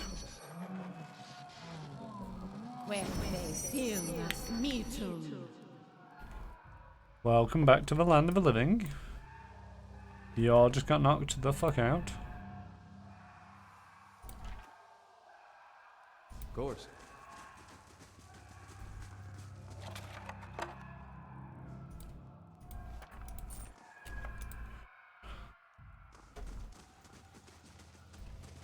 So let's just quick save this. And let's see if we can leave here without everything trying to murder us. Nope, didn't think so.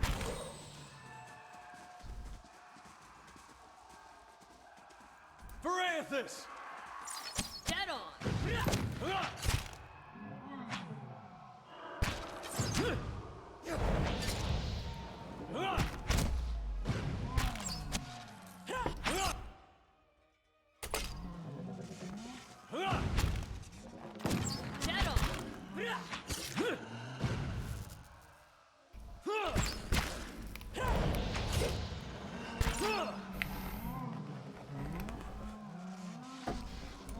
So this is going to be slow going as I have to very carefully work my way through here.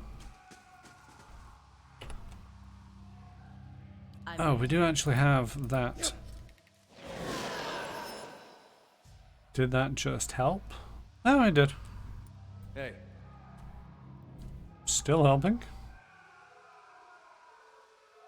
It helped a fair amount. Though you've been knocked out a lot. Severe wounds, twisted ankle. Hey. Right.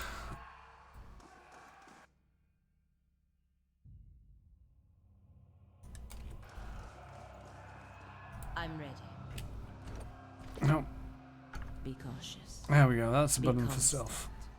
Hey. Right. Everybody come back here. Are you... who's our rogue type of person? You have some ranks in stealth. Ready, Watcher. Right.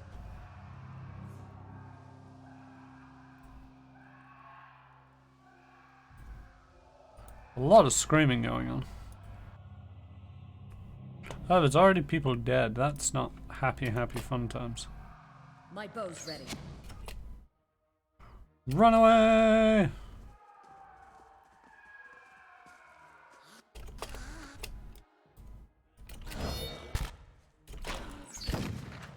Dead on!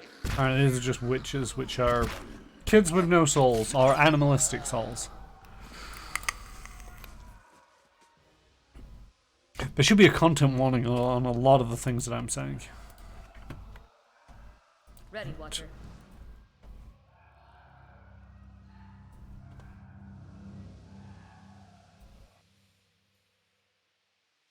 Oh, that's eerily quiet. Oh. Slow and silent.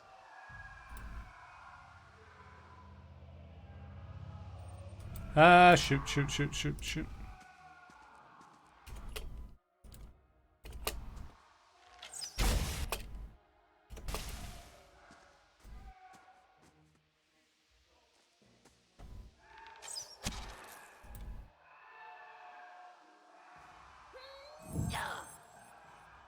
My bow's ready.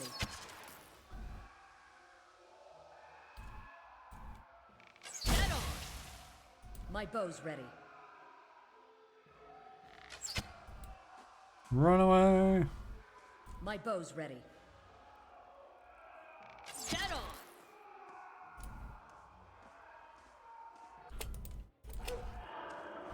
Actually, no, you go and engage it because...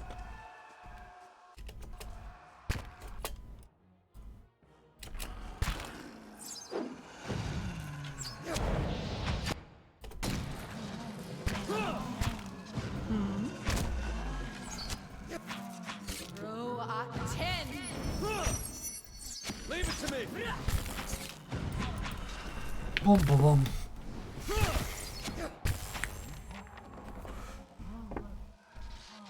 Of course. Okay, trying to get out of here without murdering everything doesn't seem to be going according to plan. Crooked chalk tallies mark the covers. Cover the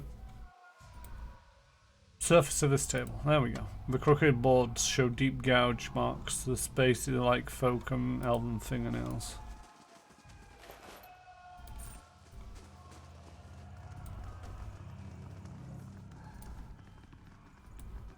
We're just gonna close that door. And have we fucked up this entire place?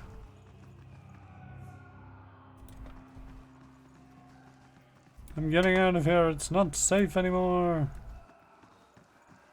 Oh, we're probably gonna get in trouble by the big stone head upstairs. Whoopsie!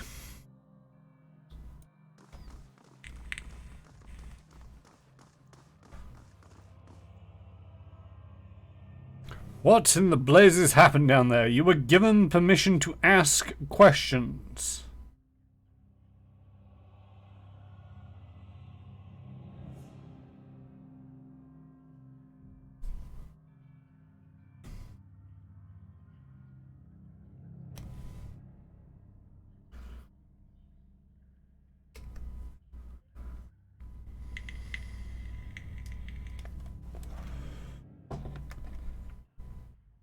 It's complicated.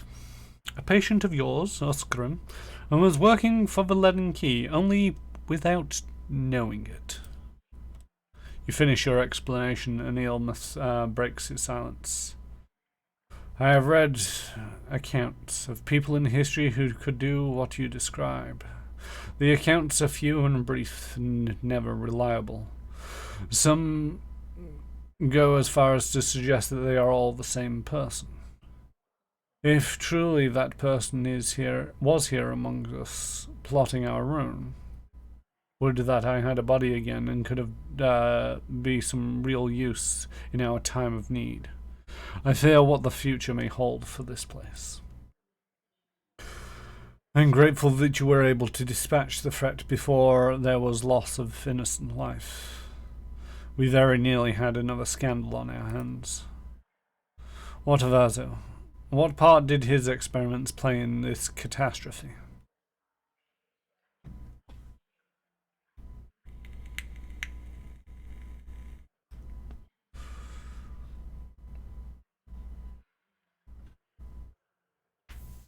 If I hadn't come along, Azo's experiments would have eventually resulted in another scandal. At the worst possible time. Say no more. Saidman Azo is no longer welcome at this facility. Dun dun dun. I don't know if that was strictly true, but I do have a feeling that his experimentations weren't very favorable, and I don't appreciate that. Well, we made it out of there alive. What am I doing now?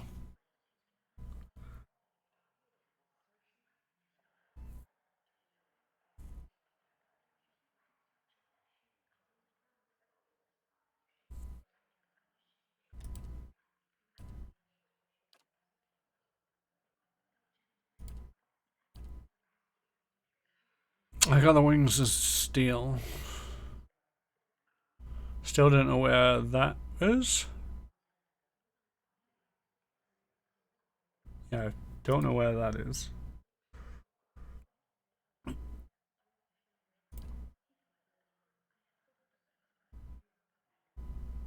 That's in the lighthouse that I don't want to deal with just yet. Do I want to deal with that? I do.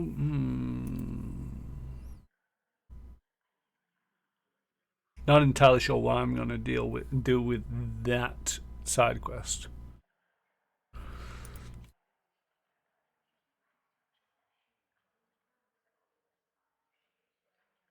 I don't know where there's cliffs near the ocean, so that's something for later. I might go see about this Durgan's battery.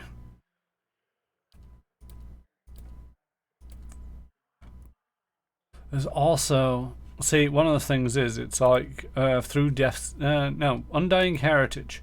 The Acolyte showed me a vision of an ancient tower in a derelict district of Defiance Bay. There was a strange man in a tower working on some kind of machine. I also saw a woman with a scar over her heart. I don't know where she is, but I suspect she holds the key to whatever happened there. The Leaden Key is interested in this tower for a reason. I need to understand what it does if I'm to figure out their plans. That would be in the Heritage District. It's just some deeper part of that conversation. There's me thinking I was just about done with Defiance Bay when I started this stream. The thing is, do I want to... So I gotta go to Dryford Village. I've also have something out in Elm's Reach, or between Elms at least. I need to find some cliff around this ocean. I don't know where that might be. Need to go back to places. I need to do things, right? Do what I always do. Pick one thing, deal with that, move on to the next. We're going back to Seyden Newer to pick up my post. Okay, maybe we're not. Well met, friend. Beg your pardon, I have a message for you. You are summoned to a Header's house by where Lady Webb wishes to meet with you as soon as possible. They say she's an ancient spider spinning her nets through the city. He gives you a careful look if she wishes to see you. That either bodes very well or very ill. How did you know where to find me? Well, it's Lady Webb. She knows everything. Tell me about Lady Webb. Do you not know Lady Webb? She's well. No one's seen her exactly in a long time, but she's the mistress of Dunred Row. Has been for as long as anyone can remember. He pauses, eyeing passerbys with suspicion. Quietly he continues. She's supposed to be old. Older than anybody. But she never leaves her room. Some say she wasted away and she's just a pile of bones kept animated by dark magics. She's still at it, best anyone can tell, learning things, keeping us safe, pulling the strings behind the throne too, it is said. Has a ring of ciphers doing her bidding, telling her everything that goes on. You do wrong in this country before you go asking the gods for forgiveness. You do wrong in this country. Before you go asking the gods for forgiveness, you best ask Lady Webb first. Where is Dunred Row? A whole mess of ciphers run out of Hadrat House. They make it their business to keep the peace.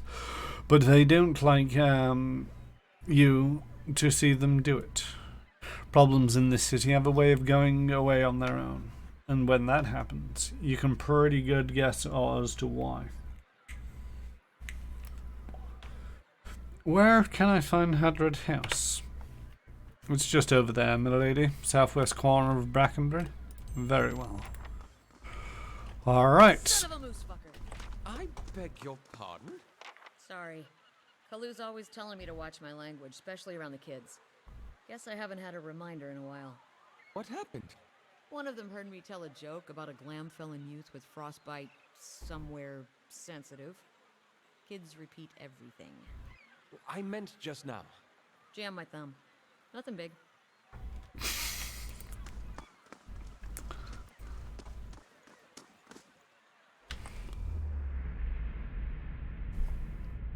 Everything is interrupting me. I don't like this when games do this, where it's like, I just want to do this. One thing, interruption. Okay, I'll just do this. Other one thing, interruption. And it's like,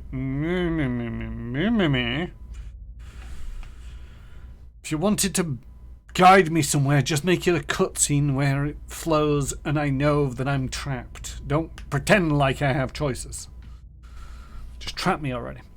As you near the apparition, you are overcome suddenly by a powerful anxiety that sits like a stone in your stomach. The feeling is not quite real, the recollection of the emotion rather than emotion itself. It wrenches your insides nevertheless. The apparition's brow is tensed, a look of concern plain on its face. The other missionaries say you have been neglectful of your duties.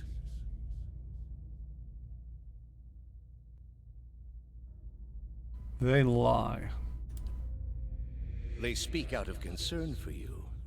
Now tell me, is there something to their concerns? The apparition waves off your defense with its hands. The pain in your stomach deepens, and you feel for a moment as though you're about to be sick. Your mouth has gone dry. Forgive me, Eminence. I wish to leave the Order. The man folds his fingers together and presses them to his mouth, thoughtful. You have been an apt student, and your convictions have inspired those around you. May I ask what has changed to make you feel this way?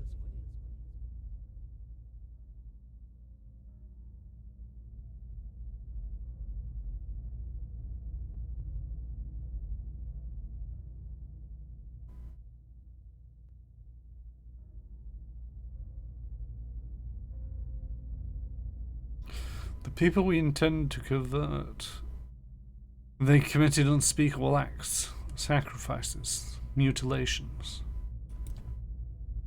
The apparition exhales slowly and its lips press together, a sympathetic rapport in its eyes. It places its hand on your shoulder. These are the ways of the heathen world. These are the ways of the heathen world. That was very bad audio just in this there. Not sure what that was about. Surely the gods would do better to destroy us all than start anew. Perhaps they would. It may come to that one day. This is why we must not fail. The heathens are beyond the gods' reach. They do not know better. We are tasked with delivering them to the gods, so that the gods may heal their souls. Is such a thing possible? I have seen it with my own eyes. You will see it too, if you choose to remain. There is no greater calling than the one we have chosen. Neither words, nor wealth, nor battle will end this suffering. Only the gods. Will you give them that chance?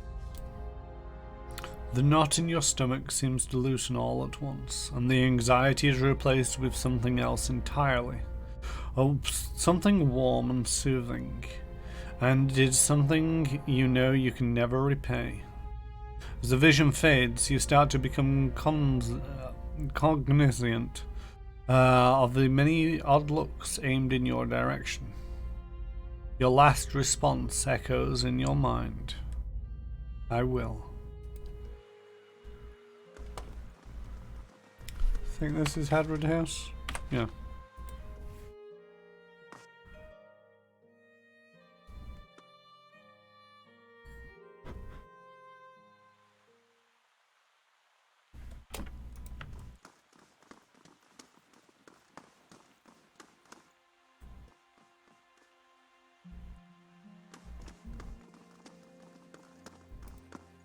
How do you do?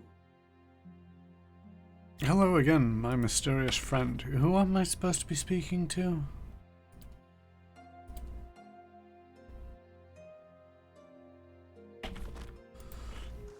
I need to speak to Lady Webb, who apparently hasn't seen anybody in years.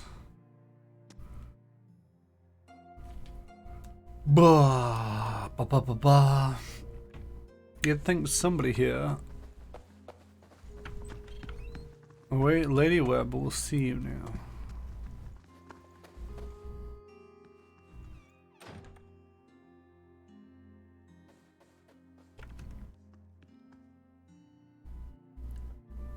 The notes are scribbled in cryptic shorthand.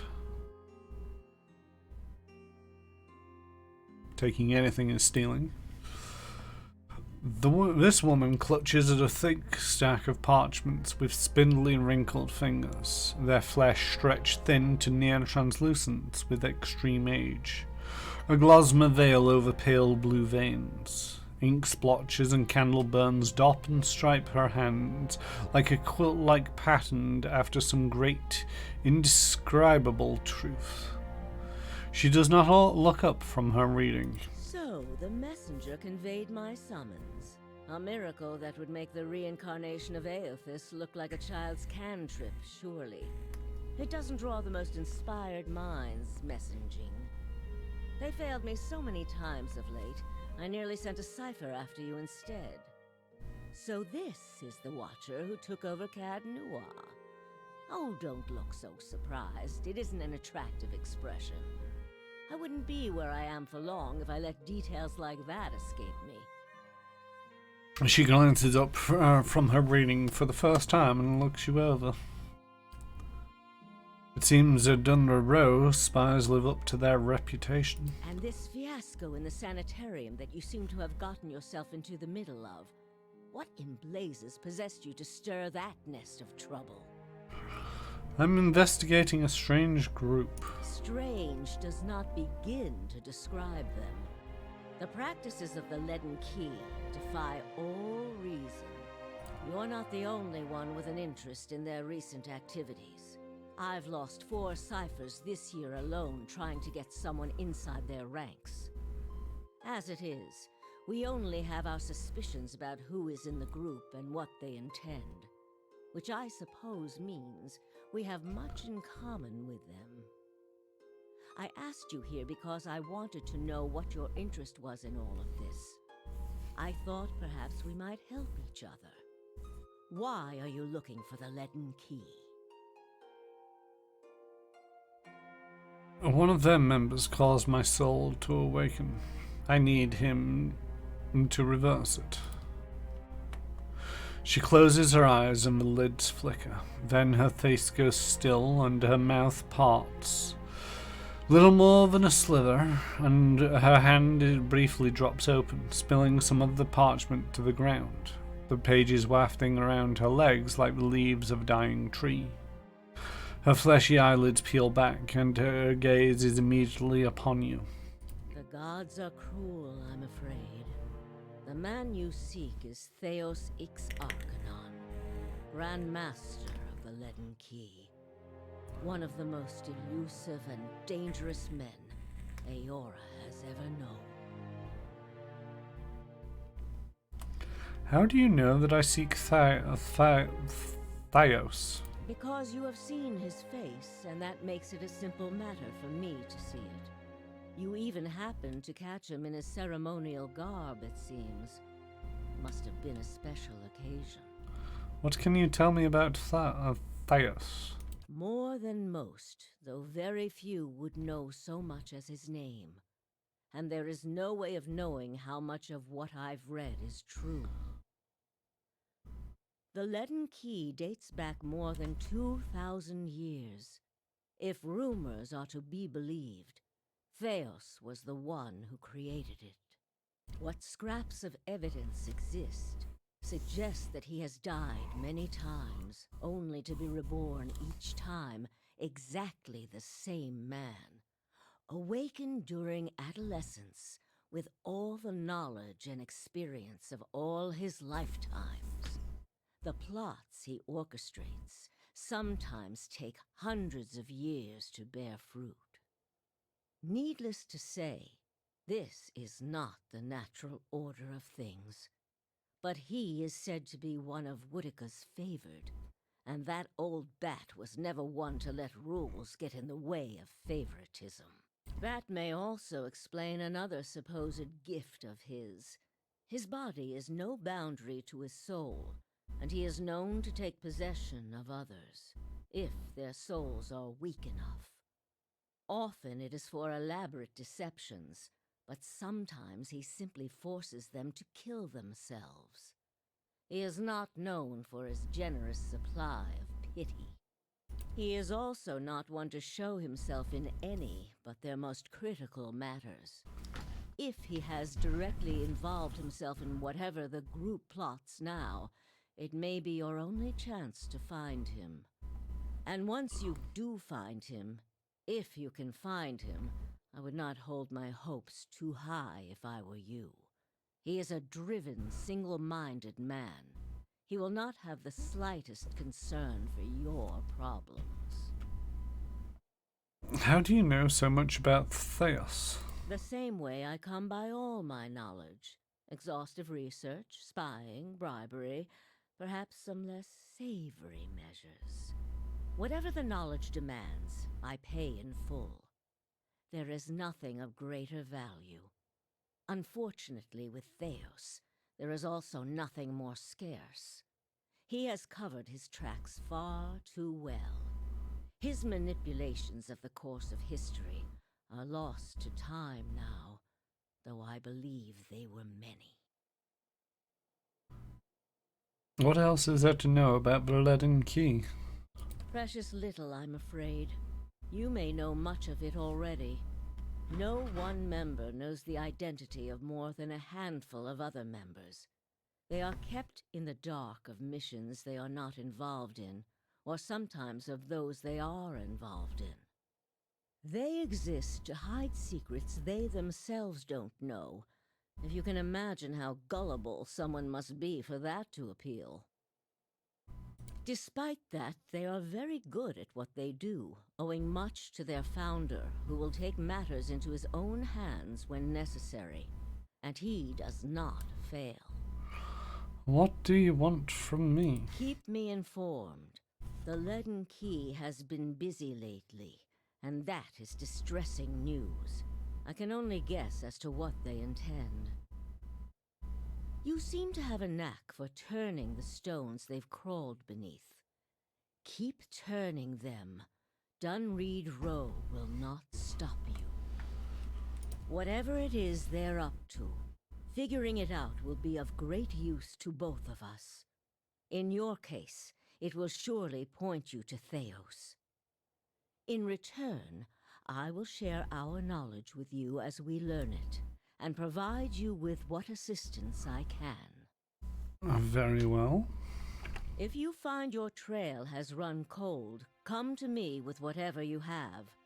There is much I may be able to do for you. There's something I can tell you about the leaden key's operations. Well, let's hear it. I found Theos in Blackenberry Sanitarium impersonating a patient. He was trying to damage the public's opinion of animancy. Forgive me, it is unlike Theos to leave witnesses. He must be furious. Her eyebrows raised, two painted lines over barren, slothing skin, her forehead a lattice of wrinkles upon wrinkles. The corners of her mouth perk up. He did not aid you as you'd hoped, I take it? Well, take heart. With any luck, when he has finished his business, he will surely come and find you again, if only to kill you while you sleep. This news of yours makes sense, of course. To dabble in animancy is to puzzle over the secrets of the gods. This would not be the Leaden Key's first action against it. But if this is connected to their other activities, we may be in for something on a much larger scale. If we can learn more about their goals and methods, perhaps we can get the palace behind us. With Avar's support, we may be able to put a stop to this. That's all. Its progress is encouraging. I can only hope that we are not too late. I have other questions. Yes? Tell me more about Dunreed Row. All the things there are to know in this world, and you ask me about work. Deerwood is a rebel country. Conflict is in its blood. If you think a few guards posted in our cities keep chaos at bay, you are very new to town indeed. We are Deerwood's cipher investigators, of course. But what we really are is its last barrier against anarchy. People are more at ease when they believe they are watched over by someone more enlightened than they are. It pacifies them. So that is the image we foster. And we do try to be enlightened for their sake. The knowledge we gather here is Deerwood's standing army in many ways. We learn what's vital and we act on it while Deerwood sleeps, blissfully unaware of the terrifying truths all around them. I wish I could tell people the things I know sometimes. But the truth is, I don't think many of them could bear it. How did you come to be here? Me?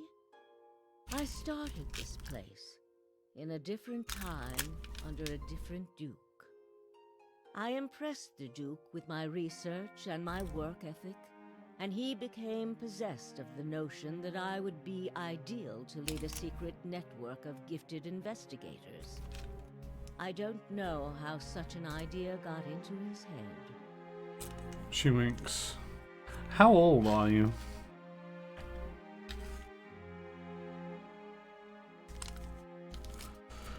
She gives a half-hearted gasp and covers her mouth with her fingers. You wicked woman, where are your manners? Were you raised without a shred of decency? I lost count ages ago. Such a strange thing to celebrate, getting closer to death.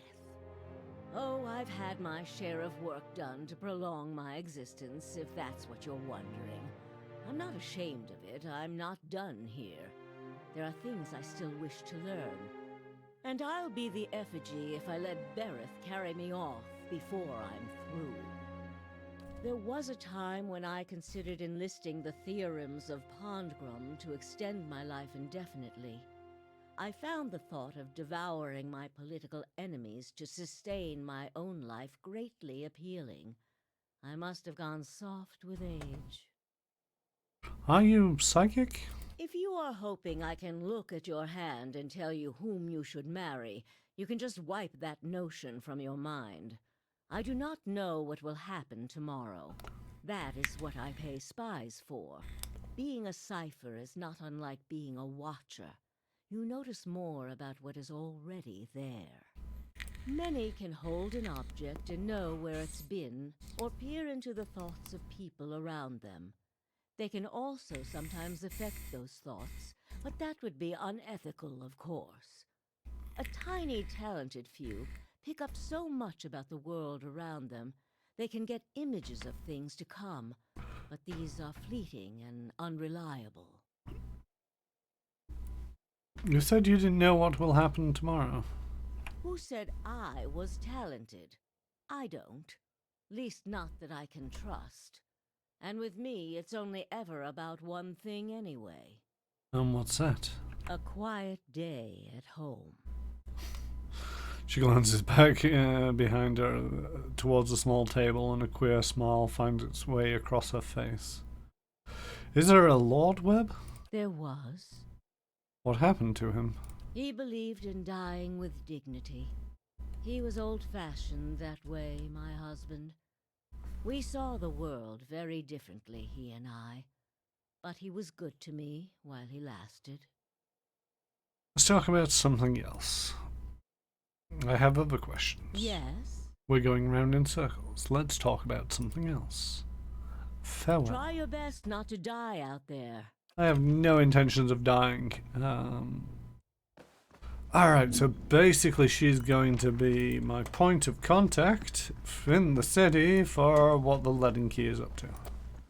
Progress. I'm working with Dunreed Row to investigate the leaden key, and the leaden key have a clue as to my awakening, and there's some mastermind doing evil things behind it. I think I know what I'm doing now in this game. It's one of them that I've not really paid too much attention to what this game is supposed to be about. And as such, you know, it very much... I barely know anything about what I'm supposed to be doing. And now I'm going to go off and do the White March. Speak to the messenger and see a new one. Healthier than before.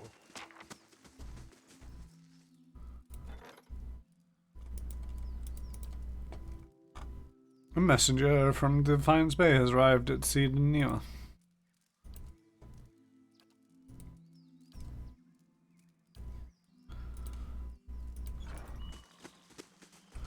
How long until that's something that I wanted to check? Oh no, I didn't want that. I wanted that. 1 day and 6 hours to finish the South Curtain Wall.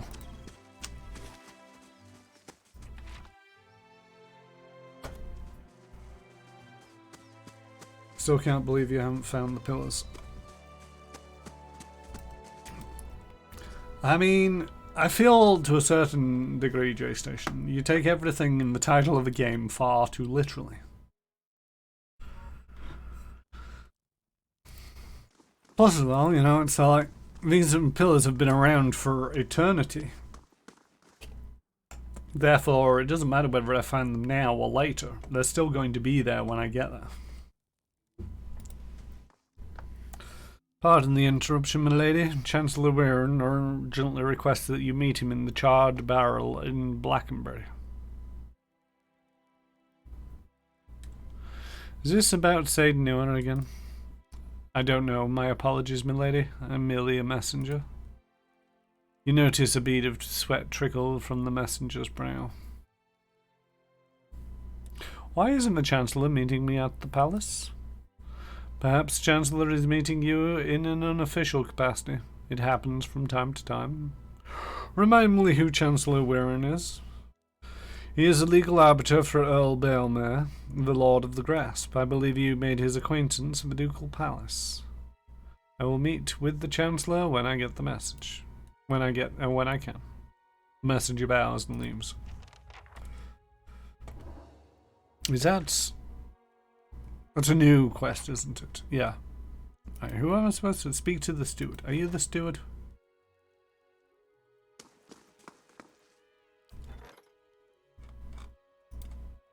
It's literally just there's a green notification there to say that the messenger leaves. I know. He just left. Ah, you are the steward. My lady, you've received a letter. Delivered with some urgency, as it happens. I thought the messenger might swoon, poor dear. It's from Stalwart. Apparently the mayor, Renengild, has heard of your success here at Cadnua, and hopes you can be of aid to her people as well.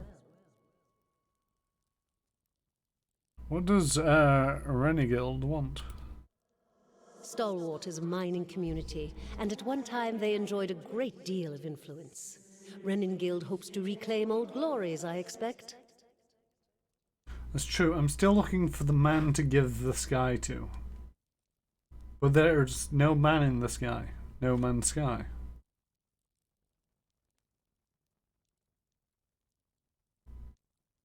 Or the sky isn't meant for the man because it says no man's sky. Anyway. It seems she's intent on gaining access to Durgan's battery. And she's offering quite the reward to anyone who can get inside. Durgan's battery, as in the source of Durgan's steel? Ah, the very same. All manner of people have been trying to infiltrate the keep for years. Our own Earl was much taken with the story of the battery's fall. There are many legends concerning the battery. As the Earl told it, the dwarves fought amongst themselves, each seeking to use the battery to further his or her own ambitions. Greed and cruelty brought down the battery, and now the spirits of those same dwarves roam the halls. Whatever happened, the battery has been impenetrable ever since. A shame. I don't doubt that there are great treasures still within those halls. Perhaps I'll pay this stalwart a visit. I'm sure the wonders of the battery are a marvel to behold, but if it passes through White Marsh, but if the passes through White Marsh were open again, it would be a boon to the merchants of the Republic and the Direwood, of course. I should mention that among those rumored to have answered Reningild's summons is a certain group I believe you may have an interest in.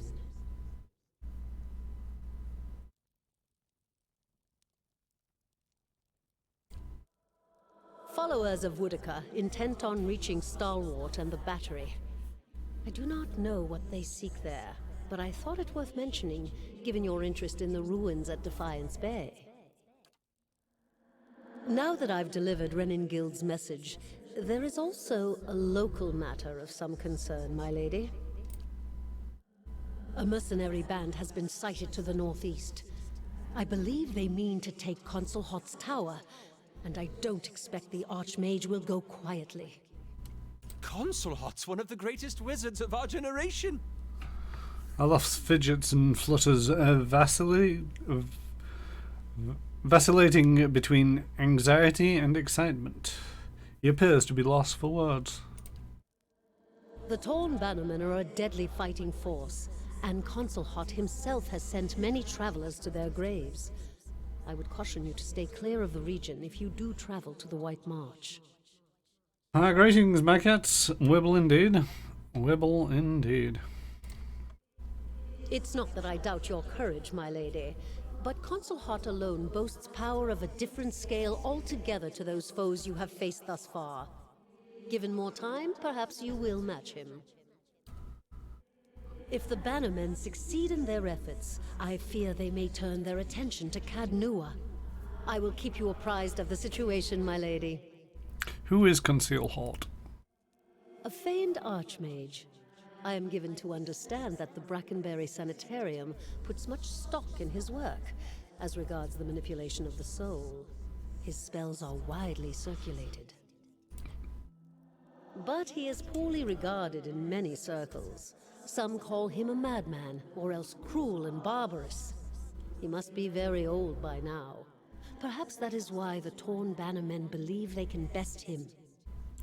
Do you know anything else about these mercenaries? Little enough, I'm afraid. The Torn Bannermen are well supplied and well organized, and there are rumors that they are backed by an unknown benefactor. They have proved remarkably effective in the past, and they are certainly a threat now. Farewell. Safe travels, my lady. Travel to Stalwart. Pick up the thing that I have in here, which is a ring.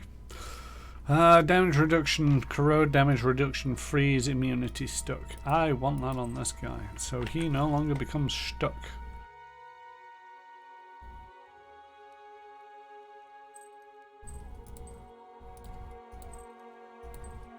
There we go. Hey.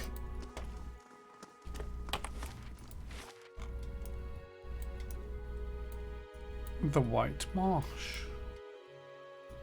Craghold's Bluffs. How goes the pillarage? It goes okay. I think I'm starting to get an idea of what I'm supposed to be doing. Slowly but surely, there is a cult called the Leaden Key. They're manipulating events. Part of their manipulations have caused me to become awoken, and I don't appreciate it. Therefore, I'm trying to find them so that I can unawaken, or at least prevent anybody else from getting awakened. But I kind of suspect that it's something to do with Waydun's legacy, as well as just a lot of things going on in these places. We are going to rest with no bonus.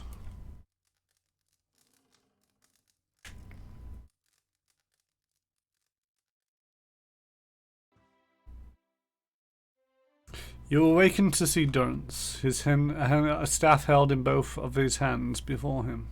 A flame flickers at its top end, casting long shadows across his face as he stares in contemplation. Still, for all the light of the fire, your eyes can't focus on him. Perhaps it's the awakening from sleep, or a trick of the light. But he seems indistinct, blurred around the edges, everything except for the staff. The staff, he seems to be studying its engravings. As you watch, the engravings glow thinly red, like through the cracks of a heat-suffused wood. The lines stream like molten metal, burning along the edges of his staff, then branch out in an intricate series of fiery veins, bunching thickly where his hands clutch the wood, pulsing as if a heartbeat. As you watch, the veins spiral into a dozen separate circles that spiral again until they are arranged in a circle of their own. They pulse, wait, and all is strangely silent. And then suddenly there is a great light from the fire, a rushing of air, and a great flash. You awaken again to see Durance in the same place, still holding his staff, but he is solid and real. He doesn't seem to have noticed you, or reacted to what occurred. Durance, what were you doing in my bedroom? There's 6 rooms in this place.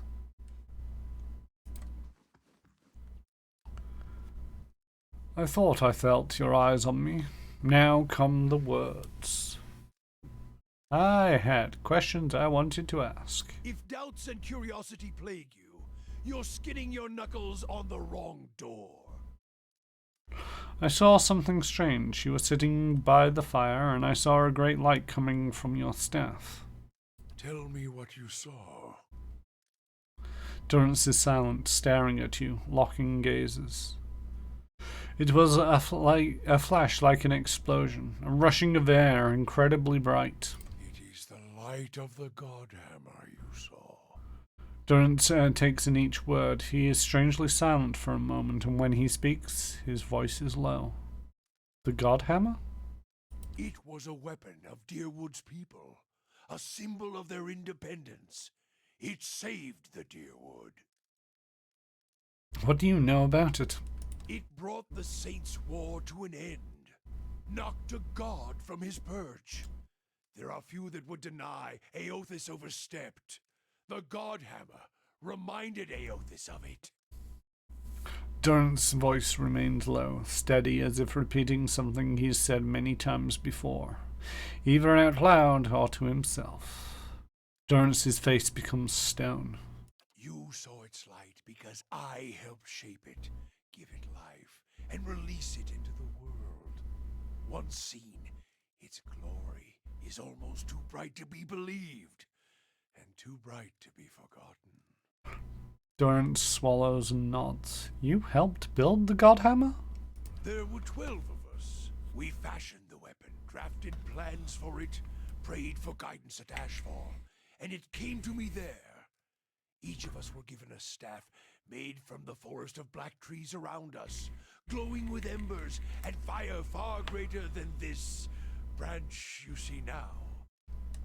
It felt as if the staff was Margaren's own finger, guiding my hand, guiding the other 11, the shadows of the 12 who would come to stand on the bridge to stop Aothis. Shadows of the 12? Even in that stand, There was a ritual to it. For the 12 that stood on the bridge, there were a dozen shadows cast, a dozen faithful of Margarin, her fiercest supporters and shapers of the Godhammer. Durrance rests his staff in front of him, and the flame atop it curls for a moment, the light flaring slightly. It splits into rings of flame, one after the other, until a dozen is met. As 12 held Aethys fast, we 12 unleashed our prayers and let the Godhammer fall. Then it blossoms brightly once and resumes its candle intensity. In the aftermath, the shadows seem sharper in the vicinity, as if they have edges, and you blink to clear your vision. Durrance is still staring at the tiny candle-like flame intently. Shadows cast by the fire of the Godhammer, perhaps. And we shared their fate as well in time. Now the spine of the Deerwood is marked by the Godhammer, marked by Margaret. The flame suddenly winks out, smokeless. Durrance frowns and moves his his gaze from the staff. What do you mean, shared their fates? Not all deaths come with stilled breath and stilled heart, or other stilled passions beneath the waste. Some deaths come from silence. Durrance grunts, adjusts a cord of his robe. The connection we once shared with Margaret, after the light of the Godhammer, it was not the same. It was as if we'd lost our senses, and sense of purpose as well. Instead of victory, being welcomed, there was silence, within and without. Not many can claim to have killed a god. It is less a heroic tale than you would think. And such a death, it changed our faith. All faiths, I expect. Doubt followed, and the world changed. I do not believe Margaret was pleased by what we had done. Durrance returns his gaze to the dead tip of his staff. Why is that? The world is broken. The wheel stilled. There is sickness in the world's heart. Perhaps the price of crossing a god. Durrance scratches at his pox scar, then stops and withdraws his hand, studying it, frowning. Crossing two gods. Even as Margaret shaped our hands, perhaps we carried her will farther than was allowed. Just as Widewind, Saint Widewind. Mortal arrogance to match mortal arrogance. Yet if the world had changed, then I sought to change with it. If I had forgotten some of Margaret's teachings, I would find them again. I would make her see me again. What did you do? I remembered Margaret's teachings. How reminders on the flesh were more important than the death of a vessel. And I wondered if killing Aethys, if that had simply set him free. Had it allowed him to escape his punishment and be taken on the wheel? Like a mortal? Durrance's voice takes an odd upturn for once. It feels as if he's genuinely asking a question. He shakes his head. As I stepped from the now blessed Godhammer Bridge, I thought of Ashfall. I thought of the war of black trees. Wondered if I needed to be burned to find myself again. That is Margaret at her heart. At least that is my hope. These are the doubts that befall me. Durrance frowns. What happened when you returned to Ashfall? The road to Ashfall is long. Gives one time to think. And if you think long enough, you do not go home. I left without telling anyone, with only the robes I wore at Halgot, my staff, and my name, which is long buried. Of my fellow 11 craftsmen, disciples, I know not what happened to them, if they suffered the same doubt as I did. But it was underserved. It was wrong. We had done all that, or had asked, grab victory from defeat and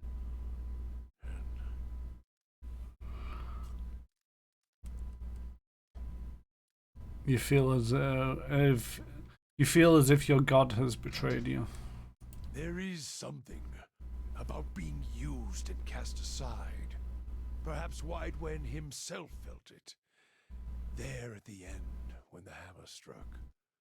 To be the proof that your god is hollow as the vessel it inhabits. I tried to find purpose, and avoided all contact with other Magranic priests. Did not seek the walls of Ashfall, and sought to make amends to my god through actions. I joined with the Purges for a time, and not long after came the first signs of the Hollowborn. So many crimes, trespasses, violations. The Salvation. Animancers were another sickness born of the Saints' War. A relapse of innovation, of desperation to heal what we had caused. All seemed worse than before the bridge, not better. And as years passed, the world became even worse still for the victory.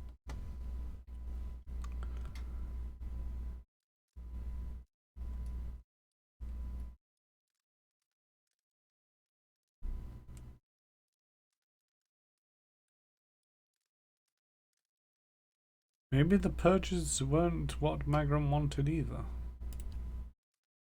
Sweat collects on the sooty in the sooty creases of his forehead and runs down his ruddy cheeks. It drips from the tip of his nose. His mouth moves, but his utterances make no sound. He is, for once, at a loss. Feeling your gaze, he quickly composes himself, wiping his forehead with the back of a dirty hand. Huh? Worship the whims of some fickle bitch, and you'll never be more than dirt beneath her feet. Worship what she worships, on the other hand. Take her fire for your own, and her esteem comes on its own. Of course, by that time you no longer need it. Trial and transformation, sure as Durance taught. Durance glares at you, staring into his eyes gives you the feeling of peering over the edge of a great cliff. You think to put the coals to my feet, but what's burned once will never burn again. These talks are your trial, Watcher. You cannot deflect the truth to one who has already been purified by it. I have no idea what you're blabbering about. Tell me what happened on the bridge. We chose the bridge because we could control it. Durance's hands tightens around the top of his staff, as if holding it by the neck. It was a place where we could choke Eothas as in his own footsteps, where we knew his feet would fall. The narrow neck of stone. But it was more than that. It was the spine of Direwood, symbolic in its backbone. Such symbols are important to the constructs of a weapon. Durance studies his staff, his eyes travelling along the etchings. Any weapon. Durance's face hardens and his eyes burn, his eyebrows narrowing. I suspect Eothas knew that as well, and so did his vassal. In its arrogance, his hands tighten on the staff. He intended to walk upon the bridge as if it were walking on the back of a Direwood. We intended to burn him with the light of our faith, and his. 12 on the bridge, 12 in shadow, and gave ourselves to it. Gave yourselves to it? We put much of ourselves into the Godhammer. Such a device is not simply a machine. There are elements of the spirit in it, even Widewind's spirit. Elements of the spirit? Each of the 12 who brought the Godhammer forth would have done anything to save the Deerwood, save its people. It is why we were chosen. Each of us hated this pretender. That rage, that spirit, that rebellion went into our work. and went into studying him as well. Wait a minute. Why? We all studied Widewind. Widewind. He was our enemy, and he had provided the flesh the god wore as a cloak. That flesh made him vulnerable. I knew what fields his hands had tilled, his family, what he had harvested, where he had been born. We sought to know him, what had led him to fight us. Why was that important? You don't kill the god, you kill the man it inhabits. And you leave that man a ruin, burn him to ash. The weapon was meant to not only burn his flesh, but it would burn his soul. And it did, at the cost of our own, and at the cost of our goddess's favor. That whore be damned. It sounds as if you fell victim of your own weapon. Perhaps your eyes were blinded by the truth of the Godhammer, Watcher. I feel half a man at times, but even that is twice that of most others. Durance frowns, glances at you with a sharp look. He snorts.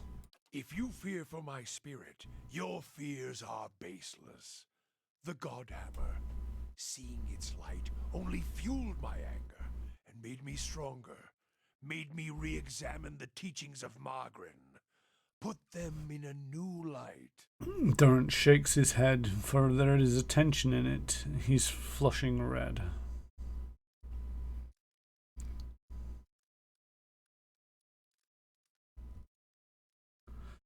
It looks as if that were only part of you, as if your spirit had been shared in half. I do not need you to cast any more questions on me, Watcher. Nor did I ask you to look upon me without my leave. Get gone, and leave me be. Well, he seems grumpy about me talking to him about the things that he's done in his past. Let's go. Thank you, Retroted, for the look. It's probably not going to be too much longer now before I wrap this up.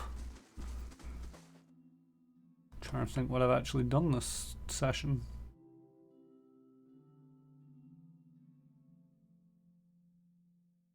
Where did I start?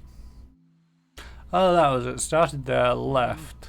Looks a little healthier than before. Got some clues as to where the next places are to go.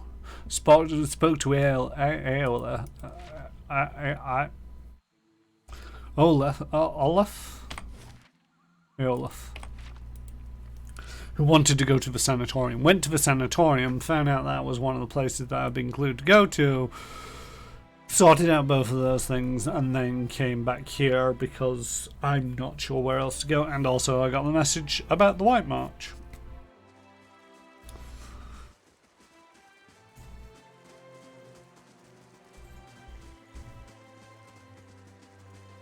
I'm assuming that the White March is now opened up because it is at a place where it's doable for me to get involved in it.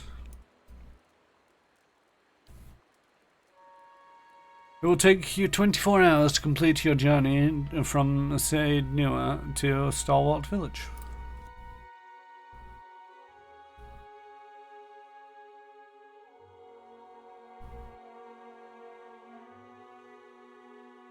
You set out for Stalwart. The White March rises up in the distance, stretching to the north and south as far as the eye can see. It beckons to you with peaks like broken fingers. The road thins to a tattered ribbon, and the shadow of the mountains falls across your path. You've barely begun your climb when the darkening sky pummels you with hailstones and turns the ground beneath you to ice. You press on. The air grows thin, and the treacherous mountain passes funnel screeching winds past your ears. A blizzard forces you to make camp for 3 days, huddling for safety while snow piles around your refuge. At last the weather clears, and you approach Stalwart under a crisp blue sky. There's a noise, high and sharp, coming from the village that sounds at first like another frozen gale. But when you top the rise and reach the village's wooden gates, you see what lies beyond them. Sounds like it's about to descend into violence. Yay. It's Darzier with a whole pack of them. We can take these bastards! Where they see. Where they see. Oh, that guy just exploded.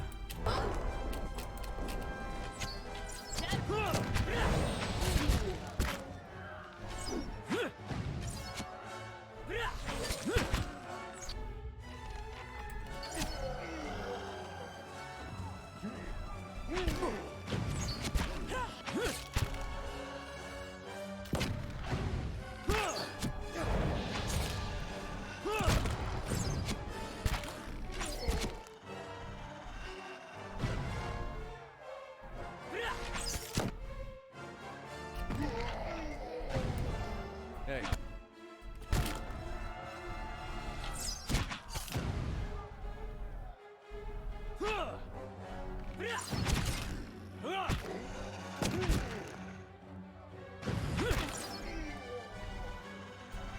Well, that stings a little when they hit you.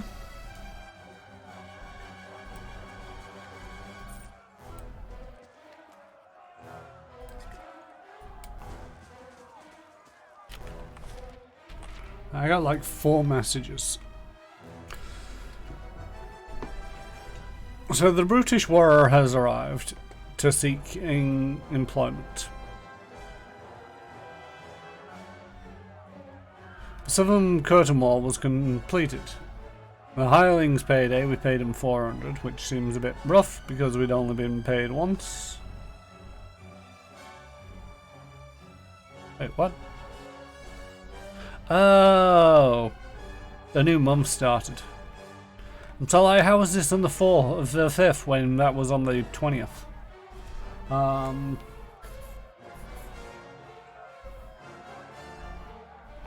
I have to admire the courage of a meat popsicle that decided to attack Ogre 3 times its size before being tenderized heavily by the Ogre's club. Plucky. Stupid, but plucky. Sounds like a quote from somewhere. But yeah, before we got any more money out of this, we ended up having to pay the wages. Sounds like some kind of bullshit to me.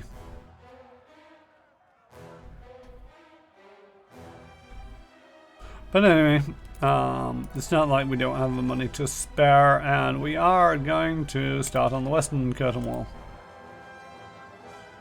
And I'm guessing the brutish warrior is no longer available. Look out! More of them by the fishery!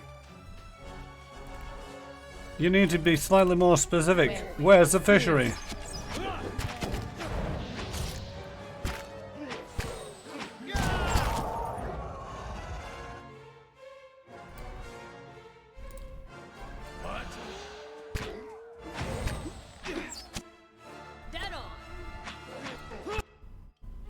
Oh, you just got murdered.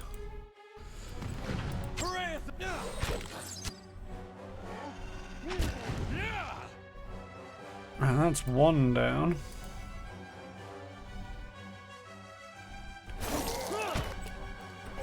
Can I have some will-o'-the-wisps? Thank you.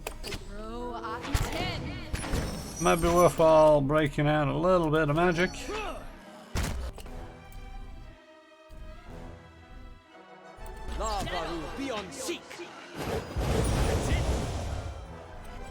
Ta-da! Magic!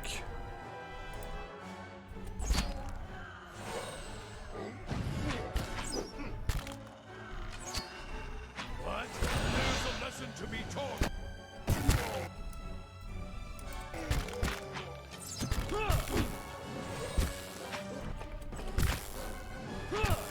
Terrible things are occurring.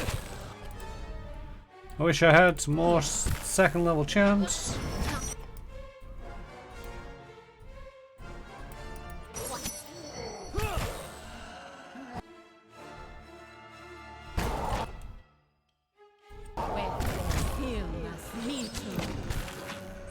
I think these winter wolves are actually more dangerous than the ogres, despite the size of the ogres. Hey.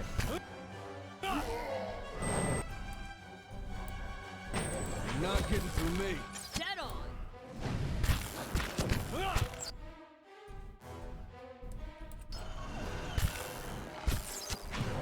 Alright, might be slightly more dangerous in their damage, but slightly weaker in their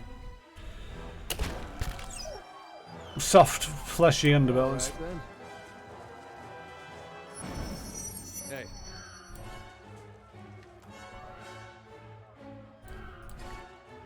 All right then.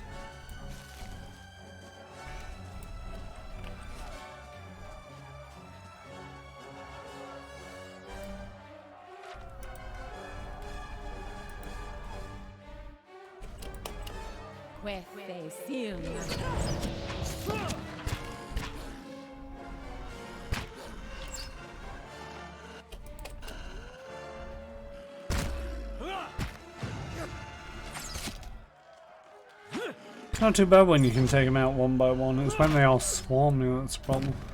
I think this might be a good time to start using a little bit of stealth. But first, loot the bodies.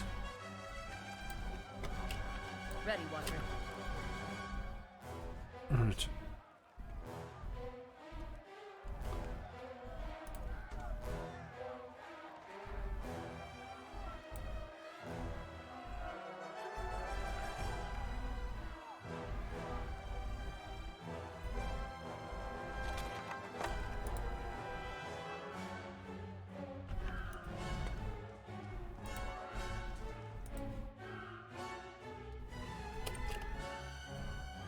So more than one of you guys. A lot of you guys. Ah, shit, we've been spotted, run away! Keep running away! Oh, you nearly got murdered, run away! I'm ready.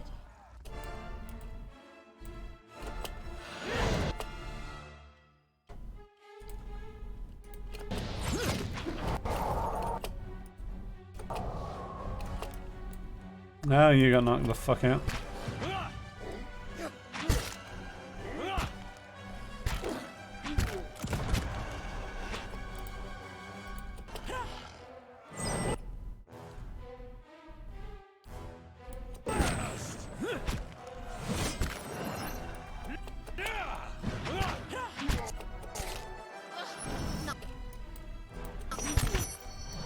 Leave it to me. What? Here's a lesson to be taught. That's it.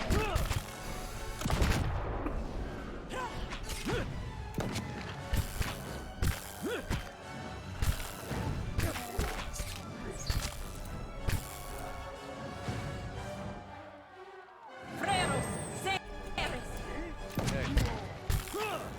You're not getting through me. Given we nearly got all of these, and then I think it's just about time to call the stream here. We shall finish off securing the rest of this place next time.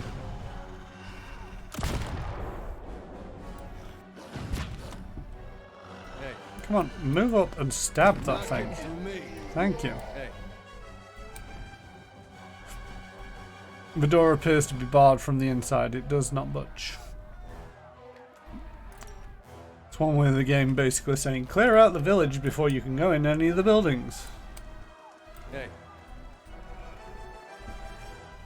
Alright, so you can't beat a good scout. Scour? Not sure what you mean there. End of session 11.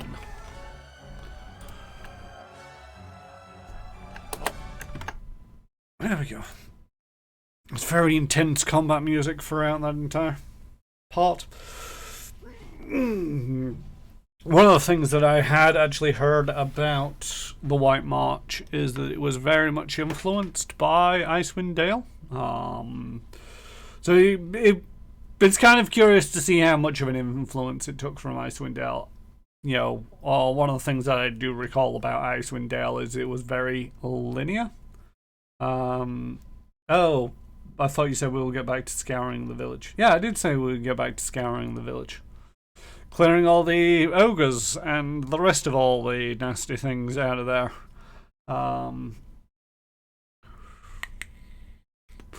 I possibly should be saying something like cleaning up the village and or securing the village, but scouring is a reasonable synonym.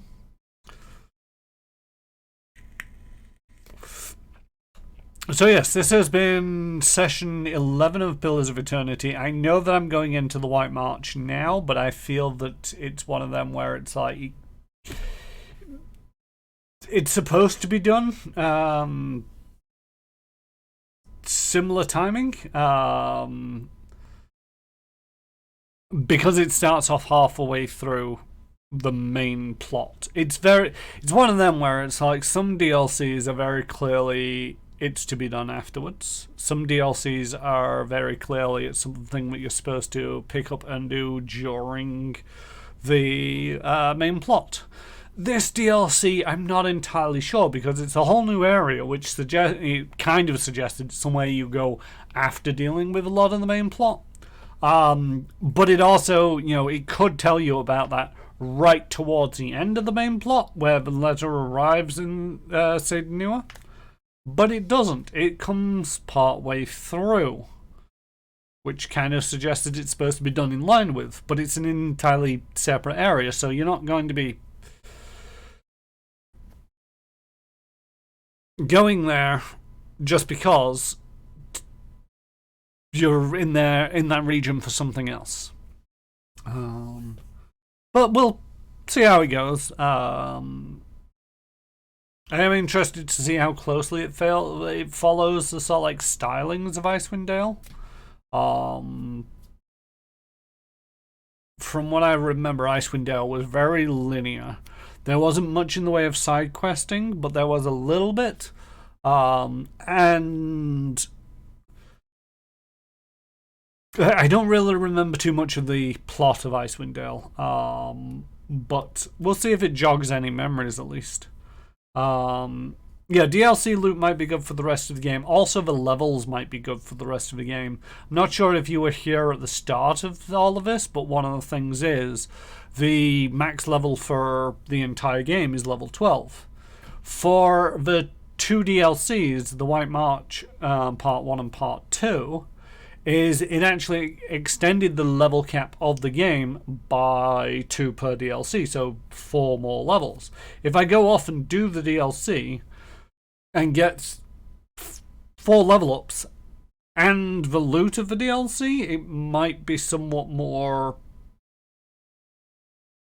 significant than the quest rewards and the like that I would normally be getting. So I'm going to have to see how this all goes. Oh yeah, it's gonna let me bring it back in. If they'll let you back in. I don't think the game is going to exclude me from the rest of the game. I have a bad feeling that it might do something that it did in Icewind Dale, which is it limits your movement through the cunning use of snowdrifts and avalanches. If it doesn't this could be a terrible idea. If it does something like that and I'm supposed to come here at a later level and it's like, all right, well, you're here now, you can't go back because of an avalanche, even though you're finding this area tremendously difficult because you're still a little short in levels, it could change the way that I have to play the game. More save scumming, more rest, get into one fight, blow all of the spells, make sure that things die, and then rest again. Or you'll be hella OP and smash through the rest of the main plot. It's always one of them risks with DLCs and this kind of thing. I'm hoping to a certain degree they factored it in. But you never know. And to a certain degree, it won't be the worst thing in the world if I was hella OP, as you put it, because if I'm finding the combat just excessively easy, I can go into the menu and I can increase the difficulty for a bit and see how it goes. I'm not finding it too difficult at the moment. I'm not exactly finding it the easiest of things. We've had a couple of fights where it's like, I wish I would have saved just before that fight because I would like to redo it. So there's that. Anyway, this has been the end of session 11. Session 12 will be on Thursday around 8 p.m. English time, UK time, whatever time. You can also find me here on my stream on Fridays, where I'm likely to be continuing to play through some more Prey, 2016's Prey, where I'm usually joined with a peanut gallery of watchers, usually in the form of mycat_UK and JStation64, if they are available and around. If neither of them are available, I'll figure something out that I'm going to do. You can also find me, JStation64 Retro Tech, Rifu Banal, and Crit Commissions over on Manapot Studios on Monday, where I GM a Starfinder Adventure Path called Fly Free or Die, in a series we're calling All That Glitters Explodes over on Manapot Studios. Thank you, Magcat. If there is anything that you would like to say, suggest, interact with me in any way, shape or form, or most of the other streamers from All That Glitters Explodes, you can find us over on the Discord. We have a Discord. I think most of the people here are already part of that, but if you're not, then you're more than welcome to join. There is also a command for that. Hiya. There we go. Sorry, JStation beat you to it. And I think that just about covers everything. So yeah, back on Thursday for more Pillars of Eternity. I think that's about it. Alright, and until the... Oh, raiding. Raiding, that's a thing that we do. I nearly always forget something. Alright, let's crush down the audio because I can't remember what state I left Twitch in. Is it going to make a noise if I jump in somebody's stream? Who knows? We have Krifu Banal, one of the fellow streamers over on the Stumbled In Discord. My Discord, our Discord. They are doing some Pathfinder solo play. They're playing a Spear in the Sea, and I can't remember what adventure path it's called. The Skull and Shackles, that's it. So yeah, we're gonna go raid over to them. And when I remember how to do these things,